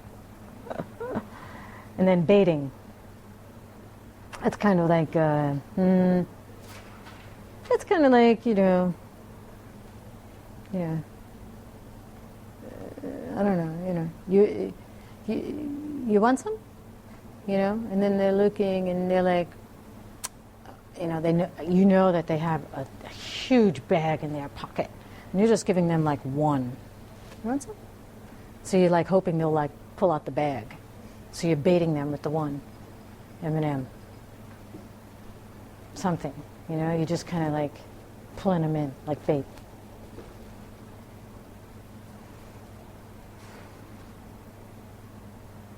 Wrong livelihood, though. It's like, you know, baiting somebody to get the job, to get the thing. And they also say included in this, and you know, I just got to say it. Master Bodhisattva adds, like, you know, wrong livelihood also included in this is like trading in alcohol, weapons, silk, and animals, digging or plowing, and blah, blah, blah, blah, blah, blah, blah, blah, blah. You can read it in the reading and think about it, and just to say any occupation that would hurt any sentient beings, and that could be probably more than that's in the list, you'd probably find. But if you're engaged in such an occupation and you're already considering it might be not such a good thing, and you're thinking about it, you're trying to switch it, but you know you got all these kids to feed and you got all this stuff, then you're not quite, you know, then it's okay. In time, your virtue will shift and something will shift and you won't be having to do that. So it's like, ooh, don't go quitting a job and thinking, oh my God, I've got... But just start considering, you know, how is this helping or is this destroying others and stuff like that. But don't be so judgmental, and just know that it takes time to... Because, you know, you could probably pull apart almost every corporation and every... you know, they have this one deal with these one guys that are just... I mean, it's very difficult. So... it's okay. Yeah, but also watch out for the things that you might engage in. Forgetting yourself and acting wild. I don't know. It's just wild in the sense of, you know, going out and just being totally distracted and screwing up your morality. You know, getting too stoned to something and you do something that harms somebody. But please go out and have a good time when you need it. So it's not about, oh, I can't have a good time and kind of let myself go and, you know, and stuff like that. It's if you're about to break a morality, you're going to harm someone with this action, okay? But, you know, go out and have fun, please. You probably need to do that to relax, especially celebrate after, you know, go out, celebrate your Bodhisattva vows, but don't go and break the morality as soon as you took them, you know, because you just stepped over the line. It's like that, that's all. It's acting wild where you're going to break your morality. Okay, and then thinking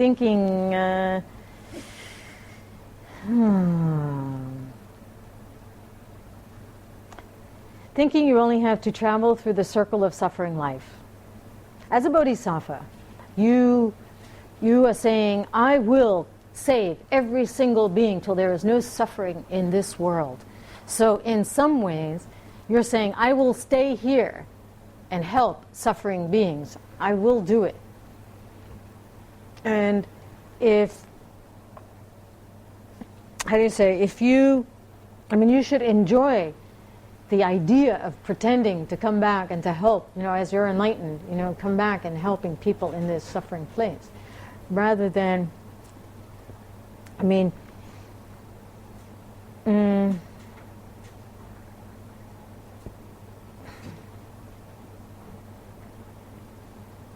You're doing it out of compassion. You will come back here, and you will come out of compassion. You won't come. It's not about coming here out of karma and mental afflictions. So you're not saying. So you have to be very careful to be thinking, I'm going to come back next life. I'm going to come back as this human being, so I could help a better human being. No, you want to come back as a bodhisattva born from compassion, not come back and just be this wonderful being that's going to help, because you have all this virtue and you'll just be an extraordinary, nice, wealthy, loving person. You see the different tone? So that's what this one is for, where you take some joy in traveling in that suffering.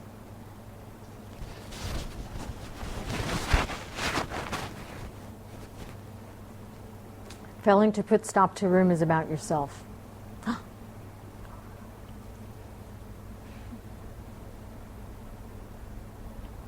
If you say something that brings about rumors or slanderous talk about, and it causes others to doubt the purity of what you will have to say, then you must take steps to stop the rumors.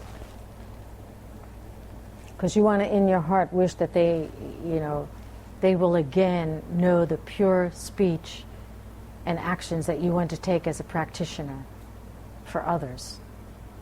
So you're doing it with that motivation, not because someone's talking bad about you, and but if they're gonna think so bad about you, and it'll stop them from hearing the pure speech that you have, then you can do things to stop the rumors.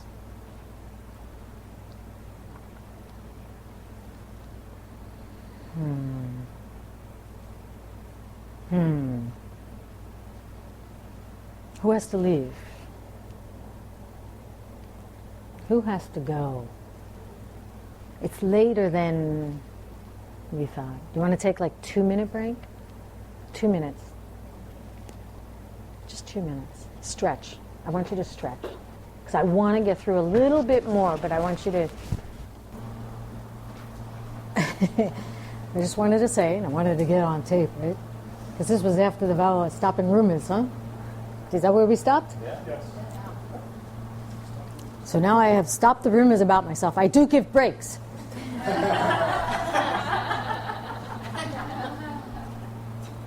Did we get that? Let's say it again.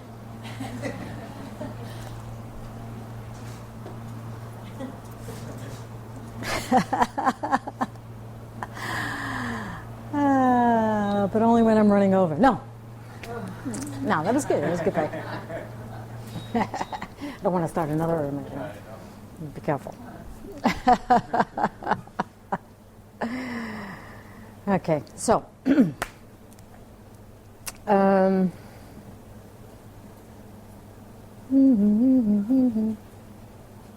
what are we up to? See, we had to stop because we lost our counter. 16. 16. I was going to try to skip that one. 16. Failing to correct someone when it must be done in a negative way. Oh, you got to be a bodhisattva. You know that, right? Because it's so tricky. You don't want to start judging, and doing anything, How do you know they're doing something? What do you know their intention is anyway? You might perceive this thing as a negative act, but you don't know their intention. Their intention to their act. What makes you so sure you have judged them correctly? Just know that, underlying, if someone, does something negative and you realize you can help them by being wrathful and taking some very forceful action that would set them straight, then do it. And if you don't, because maybe you want them to continue a good opinion about you, or, mainly, to see you, not to see you in such a wrathful mode, then that's not a good motivation not to do it. But, just, are you sure you judged them correctly? No, it's coming from you, blah, blah, blah. Go through all the understandings of emptiness and where things come from, and so before you just jump in like some high bodhisattva, and I'm going to stop them from, just do that. But if you see something, that you want to try to, you can be wrathful.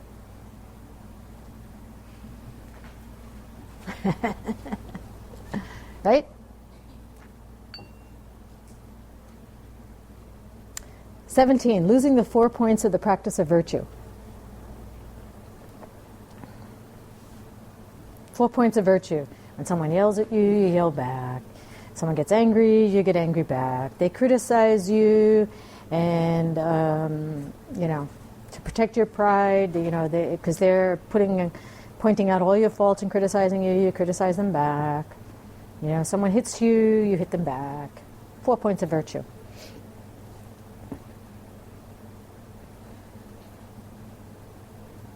Something happens to you, struggle hard to cut the root of the wheel of life that keeps you going around.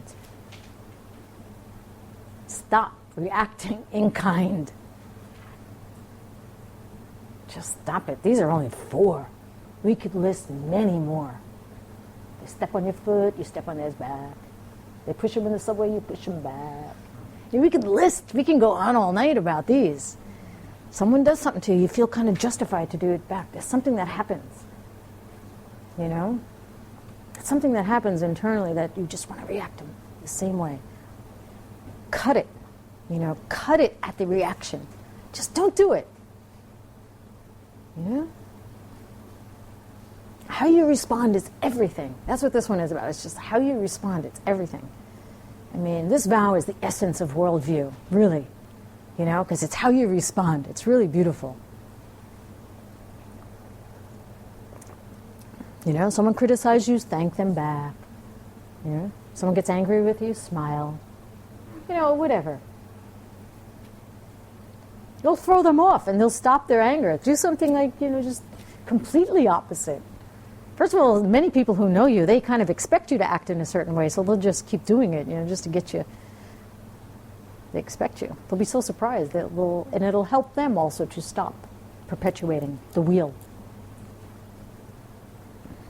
So it's not responding in the same negative way.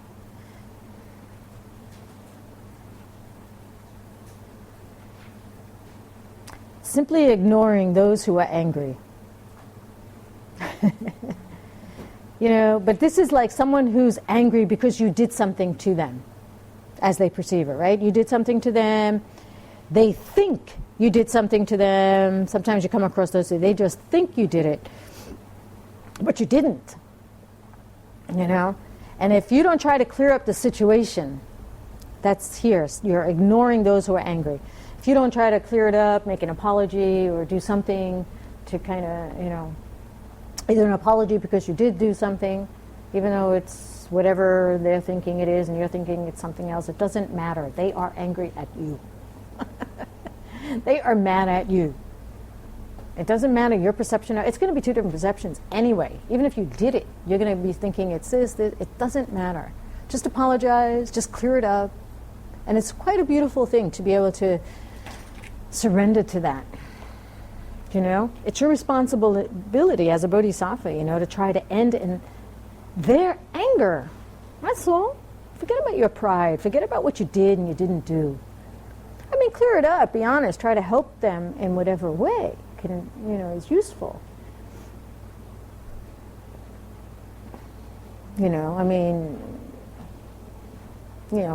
Clearly error, but you can't ignore them. They're suffering from they're having that much anger at you. They're suffering from some great mental affliction, and you should try and help them to not be so afflicted by something you did. Whether it was intentional, not intentional, it doesn't matter. It really doesn't matter, and it's a freedom. It's actually a freedom. Because you don't only have to, and the next one is refusing to forgive someone when apologies for doing something wrong to you. Refusing to forgive when someone apologizes for doing something wrong to you. It's got the same element, It's like when another person has done something wrong to you, they come to you in an inappropriate, in an appropriate way to explain themselves, and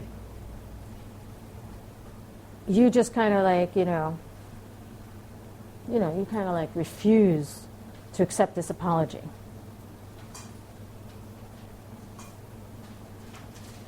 And the difference between this one and the root vow, which I don't know what number it is right now, but is that one you have to have this like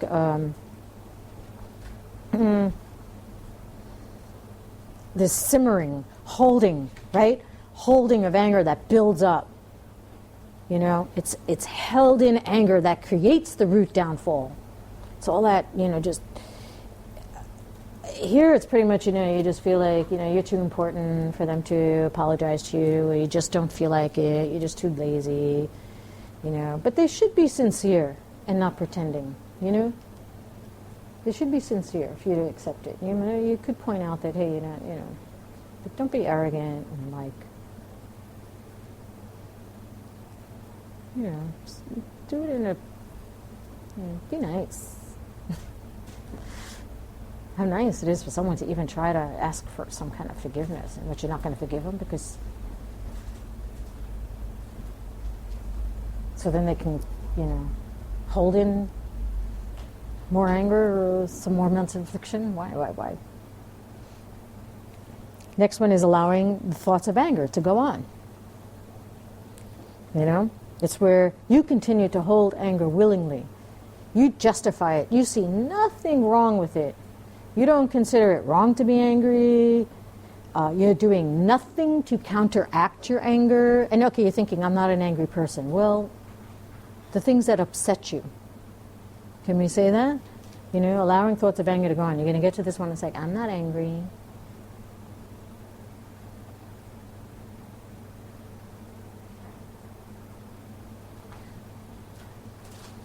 Allowing thoughts of irritation to go on. Allowing thoughts of disliking anything. Anything. Okay, because, okay, you don't consider it wrong to dislike that thing? So I'm just going to take the anger out of it, because you're all going to be like, I don't get angry. And some of you will say, yeah, that's my problem. I do get angry too much, you know. So you're not trying to counteract the dislikes that you have. Okay? You kind of enjoy your dislikes, right? You think it's righteous. I should dislike that thing. It's such a dislikable thing. I should dislike it, you know. I should dislike them because they're doing such a thing, so I dislike them. And that's where this is getting into, where you actually have these angers about the person, you know, or a strong dislike for the person because they're so dislikable. Self-existently, of course. They're just so dislikable. So you dislike them, you know. So let's say, even if they are not self-existently, but you see them as that, dislikable, then they deserve your love. They need your love. Such a dislikable object. Please love them. Probably no one does. If you're going to hold to, you know, that they're so dislikable without any change, right? Love them. Okay, you know, you could be a little wrathful. What do they call it? Tough love. You could be just, you know, you could love them that way if it's something that's, you know, causing other people to dislike them too, or more harm to others. You can be tough with your love. You don't have to like jump up and down and hug them for being harmful to someone and love them that way. You can show a little tough love. It's okay. But not anger. Have compassion. You know, because you have to put up the fight in yourself to not have these mental afflictions all the time with everything that you do. All the time. And one day you'll never get angry. Never have a moment of disliking anything. Never.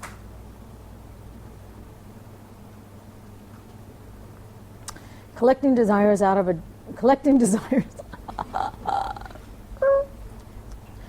collecting disciples out of a desire to have others pay honor to you. Your motivation to teach is to have, you know, all these people pay honor, serve you, make you material offerings to you, you know, so you get attached to collecting students and stuff like that, which is crazy. But, you know, be joyful. This is the thing here. You're thinking, well, I don't even have, I don't even know what you... But just be joyful that there are so many teachings. Be joyful of other Dharma centers. Be joyful that there is so many people gaining wisdom in many different ways.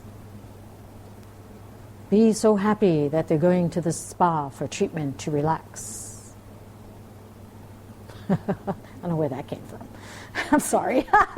But like, don't put down, don't, where that came from. Where that came from.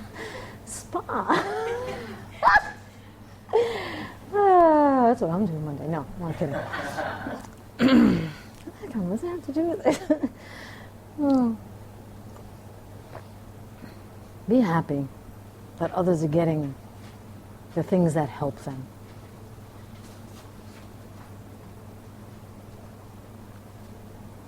Be happy when there's a lot of students.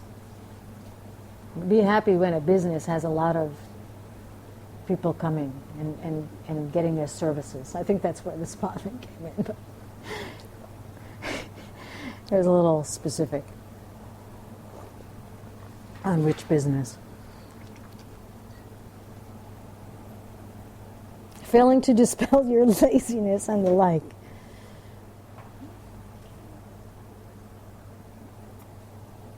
This one's just, I don't know, this one, you just get addicted to lying around, not doing anything. But you need to rest. So you just gotta have to balance that.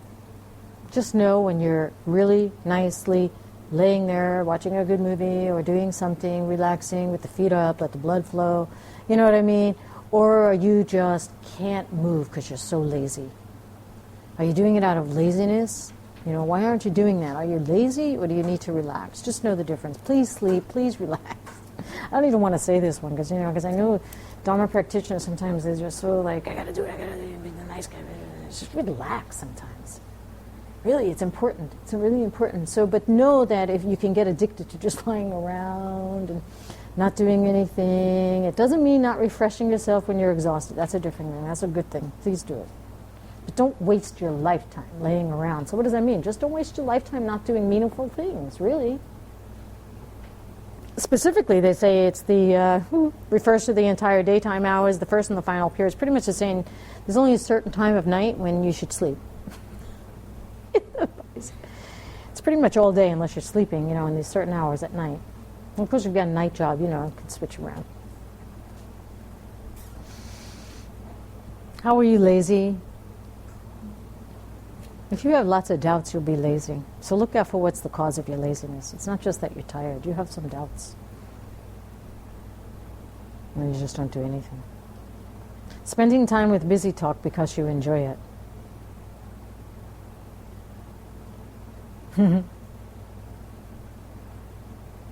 Three things they refer to mainly here, but it's like your desire to engage in just talking so people will like you, chit-chat and this and that. It's really, watch your chit-chat. Make it useful. Make it something really powerful. We're blessed with speech. It's such a beauty to give words.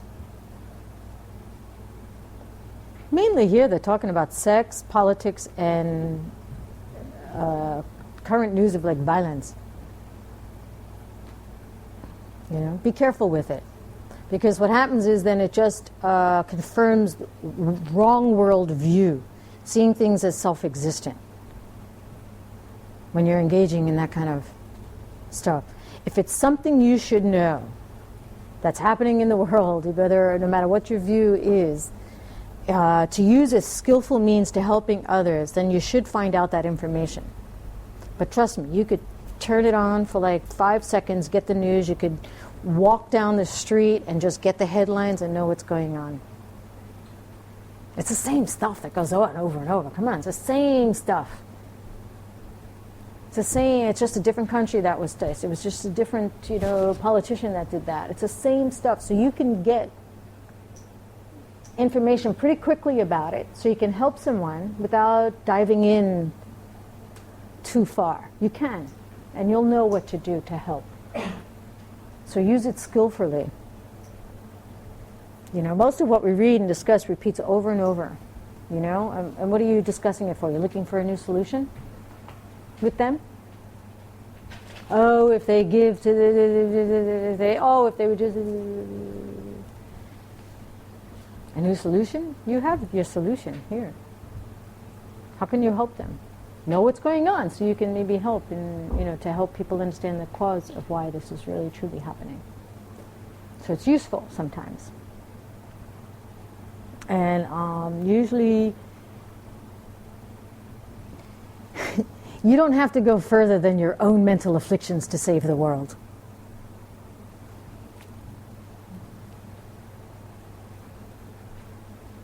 What do you got to read? What do you got to look for? I mean, really, honestly, you don't. You don't have to go further than your own mental afflictions to save the world.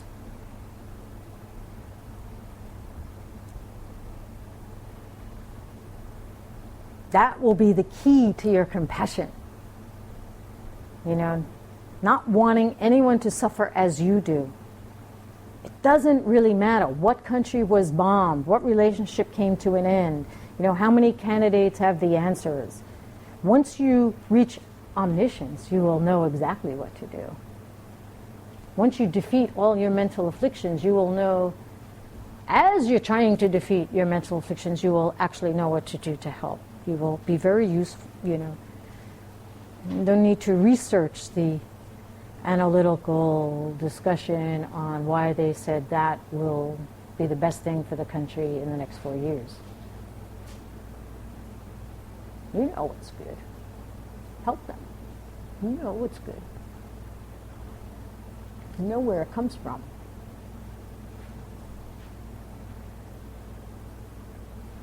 At the same time, very important, please, because you're a Bodhisattva, right? At the very same time, if it would make someone uncomfortable, if you didn't specifically know what construction company was involved with the crane smashing on that date in that neighborhood, because you're like, make sure you know what's happening in your city. I didn't know the neighborhood. I'm sorry if anyone's offended, right? Make sure you know what's going on in your city. It's helpful. Because it might make someone uncomfortable if you don't know. Oh, I didn't hear about that because I'm a Bodhisattva. I don't read the news. You're thinking. You may not say that to them, right? But you're so involved in your practice and your scripture, and you're like, oh, I didn't hear about that. The collapse of the crane. I don't know about that. Be careful. Don't make people uncomfortable. Be concerned. It's affecting them. It's hurting them. It's harming their, they're scared. They're something. Know what's happening in your city. Be careful not to be arrogant. Although in your mind, you know where your mind is focusing. So it's never say something stupid like that. Like, I don't read the news. I don't listen to I've been there. Don't do it. Don't do it. Don't do it, ever.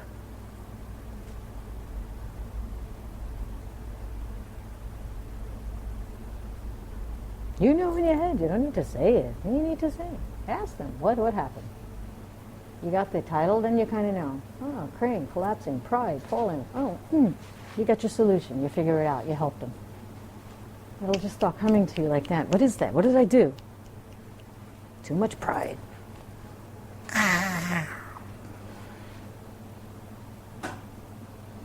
It's fun. Then it becomes, the news becomes like, what did I do?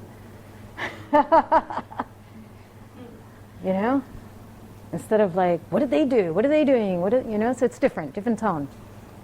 Get information you need to help others, but don't waste your precious mind time. It takes a long time to get to our goals, Time is brief. At the same time, know when it's time to take relax. Listen to some music or have some fun. Go to the movie, read the book. Know when that time comes too. Because actually, it's really important not to disconnect from the way that others perceive the world.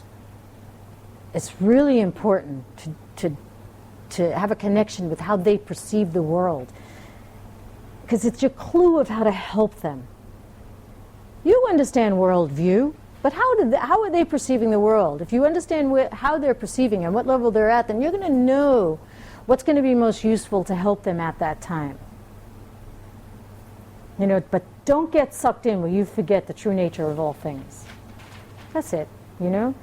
And then when you open up that book and you relax or you read the news or you'll see, it'll be like this incredible message, holy message to you. It will be some line that's going to tell you exactly how to get out of suffering.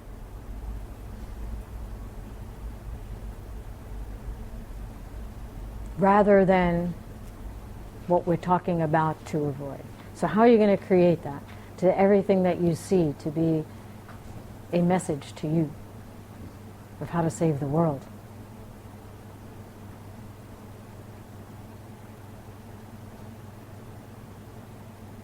But don't let those kind of things take away from picking up something that right now you can perceive as a direct, unerring message about emptiness and karma. You know? Somehow you'll pick up this one, it'll be a direct transmission of that, and this one you're going to have to, at this moment, read through the lines still. You know, oh, did you hear what he said? You know, in the middle of the movie, you got one line out of the 2 hours. You know, which is okay. But, you know, it'd be nice to have the whole 2 hours of hearing something that's going to be helpful. Failing to seek the meaning of meditative concentration. Okay.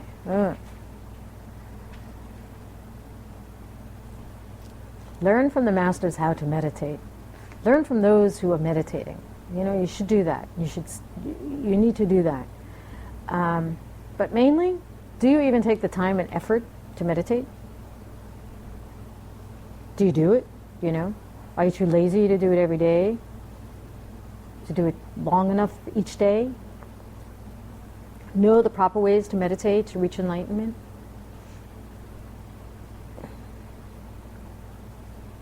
You know, not just focused on having some peace of mind in his life and stuff like that.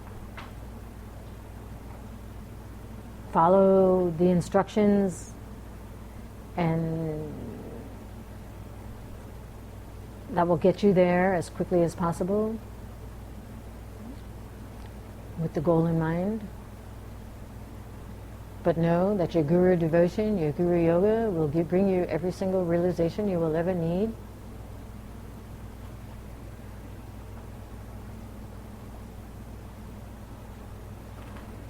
They will guide you perfectly to the meaning of, you know, single-pointedness.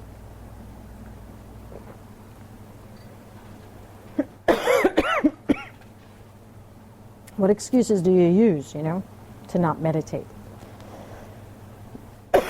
And how do you deal with the obstacles? So let's go through the obstacles, right? Because the next one is failing to purge yourself of the meditative obstacles. So that would be restless desire and missing someone. So you're in a meditation and you just have these restless desires wandering around. You're jumping, you know, like, you know,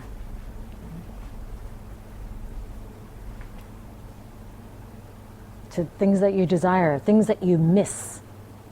Your mind starts thinking of, you know, people you knew, like you're in retreat and you remember someone from second grade that, like, you know, took your book and did something, or the nice guy that they moved up front, you know. Or, you know, it's weird stuff. You'll be surprised. And it's just this element of something is missing. So it's like, it pulls in these crazy memories, but it's from a feeling of something is missing. You know, thinking how things were in the past. It leads to thinking, especially when you're in a retreat or if you're in a meditation, something will come up, some sort of an obstacle that's saying, I got to get out of this, I got to get out of meditating, I got to go. Your mind just starts to wander and it takes you just out. Pulls you out of meditation. And in a retreat, it can encourage you to go out of retreat. And then there's the feeling of malice about someone. Any discomfort, dislike that you have about someone, something, just ruins your meditation. You can't get rid of it.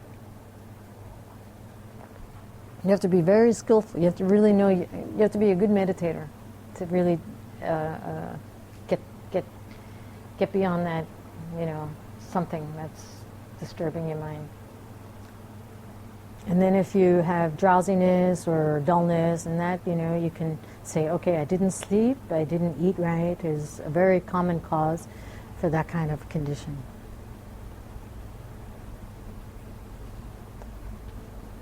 They're very important. Food and sleep are really extremely important to your practice. What do you eat? How much do you sleep? You need to know your balance. Attraction to objects of the senses. Smell, sounds, too much heat. They're great enemies of meditation. Unresolved doubts, where you're just too lazy to kind of analyze what you don't yet understand,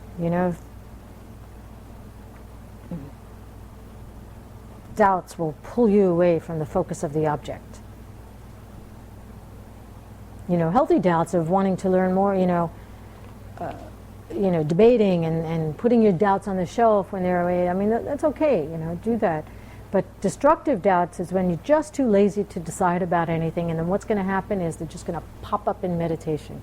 You were just too lazy to either analyze it or even consciously put it on the shelf or anything. It's something that could have been resolved in some way, and you just were too lazy to do it. It's just going to come up. And how are you going to stay focused on an object if there's some element of doubt you have about the object or something, or the practice or something?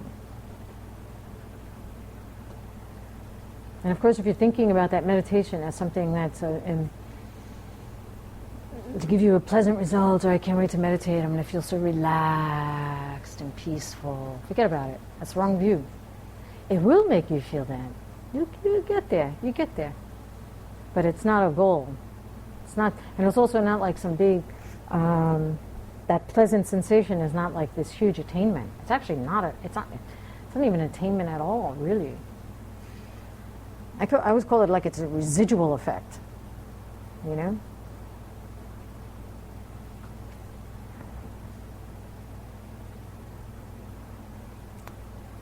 The next couple of vows, and I'm not going to say, you'll have to read them. Rejecting the way of the listeners, making efforts in other systems when our own is available, making efforts in non-Buddhist texts where no efforts should be made, being attracted to these different teachings, even in the case where you must make efforts, rejecting the greater way. It's just a clump of them. And at some point you can review them, you can ask me questions, but I'm just going to say something just very important about it. It's don't ever throw yourself into some kind of extensive study or dissertation of something that you can't that takes you away from the greater goals that you have. If you can use that thing as a means of your path, it's okay, because you're grounded enough in your wisdom. You've mastered the beautiful teachings, and then you can spend your time seeing what other schools or other spiritual practices are doing. You can spend your time doing that. Okay, it's a really important. Can you quickly grasp the meaning of those texts? So you don't have to spend a lot of time. So you can use it to help others. If you have to spend like years figuring out that and it's taken you away from your path, then don't do it. You found the answer. You feel good about it. Don't let it pull you too far. Use it to enhance, use your practice to enhance that, something. Use it. But don't let it pull you too far. You found it. Trust it. Okay? So it's not about, saying, oh, you can only do this and that. But once you have understood emptiness and karma to a certain point, nothing should pull you away from that. But please understand what other people are studying, what other people are doing. Approach it with logic. Never be swayed from correct view. Never. There's no reason to. Once you've heard it, once you've felt it, why do something that sways you from your, as much as you can understand, of emptiness? Why? Never get distracted from it. Never. And if you can hold that, then go out and help and understand what all these things. Go out and do it. Make the efforts where you need to make efforts that don't seem like an effort of the Buddhist practice, and do it and help others. It's perfect. It's perfect. So those are all, they're like kind of all about that, and you just have to, use your understanding of emptiness to understand what others need, what they believe, and you can help them get out of pain. It doesn't matter. Don't ever lose your worldview. That's the point. And then you can look at the details of it and stuff like that. And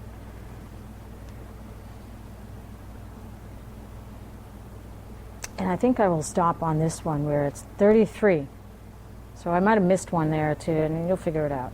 I'll say, she didn't do that, but you'll see why when you read it.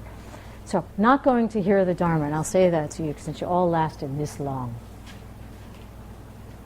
You fought that one today. The ones who have lasted. I see there's a couple that dwindled after the day. And if you make it back tomorrow, somehow, right? We'll get through it. But you don't go to hear the Dharma because of some reason. And I'm not even going to go through what the reasons are. You should, always be seeking the teachings. There's some exceptions. It's not that you're too tired tomorrow and you can't make it. That's not going to count. Even if you're sick tomorrow, you will come. But, of course, if you're too sick is one of the exceptions. They don't say too tired, though. But if you're sick. But you'll come tomorrow even if you're not feeling well. You have to. Right? Okay. Now the real exceptions. Okay, what are we talking about? Oh, yeah. If it might upset your regular studies that you're studying. You're studying certain courses, maybe, some Dharma courses, and you hear about another one and you're like, oh my God, I gotta go. No, you don't have to go. Because it's going to upset the flow of your class that you're already doing or something. It's okay. You're sick, you suspect the person teaching doesn't know what they're talking about. So of course you don't have to answer all those things that, the little things that come at your door, you can say, but you don't want to really criticize and say, they don't want to know what they're talking about. Just don't get too attached to that one. Just kind of like put it aside, Don't even say that. Better not to say that, If you're a master of the subject, now please, that's an exception too. Don't even say that too. Because you should hear it over and over again. But it is an exception. If you're a master of the subject, or you're of course, engaged in some deep retreat or something. Most of all, your Lama tells you to do something else. Your Lama overrides every single exception in this whole Bodhisattva Vows. You've got to find your heart Lama, because they will guide you perfectly. You won't have to guess at all this stuff. Your heart Lama's advice is higher than any teaching and any vow. Any teaching. I don't care what it is. Any teaching. You will learn exactly what you need from them. Exactly.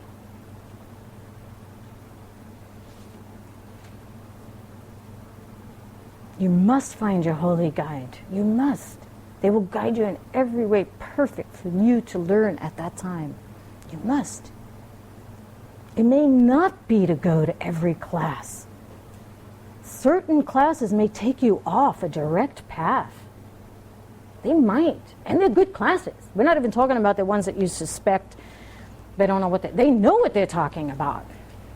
They might even seem to know more than what your teacher knows about, but that's not the point, you see? Because the teacher is highest for you. You're hooked, in that way with them. So it's not even about that. Okay? Because it can become very confusing to go to a zillion classes. Rejoice, there are so many classes. Be happy, it's incredible. So lucky to even hear that there's like, oh, should I go to this one or that one? It's a beautiful thing. It's outrageous. It's overwhelmingly, it's amazing. We're so lucky. We're so lucky.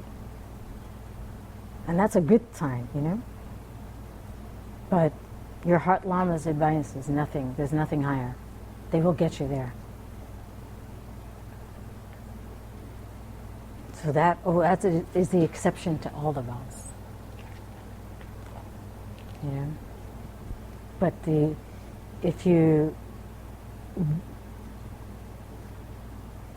it's the window, it's the window of opportunity, is your lama. They're the window to all the enlightened ones.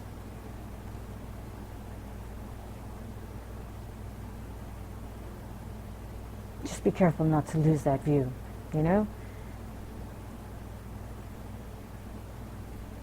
It's the teachings, but it's your teacher. It's the vows, but it's your devotion.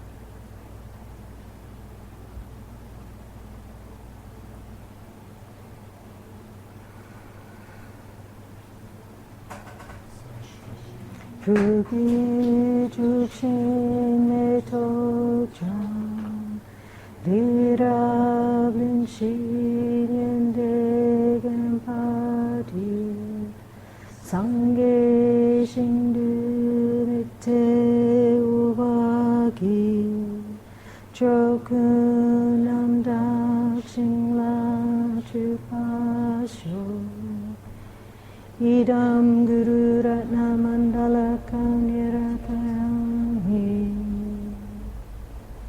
Kewadi kewogun Sunam yeshe tsotsochin Sunam yeshe lejumwe Dampa kunyi topajo.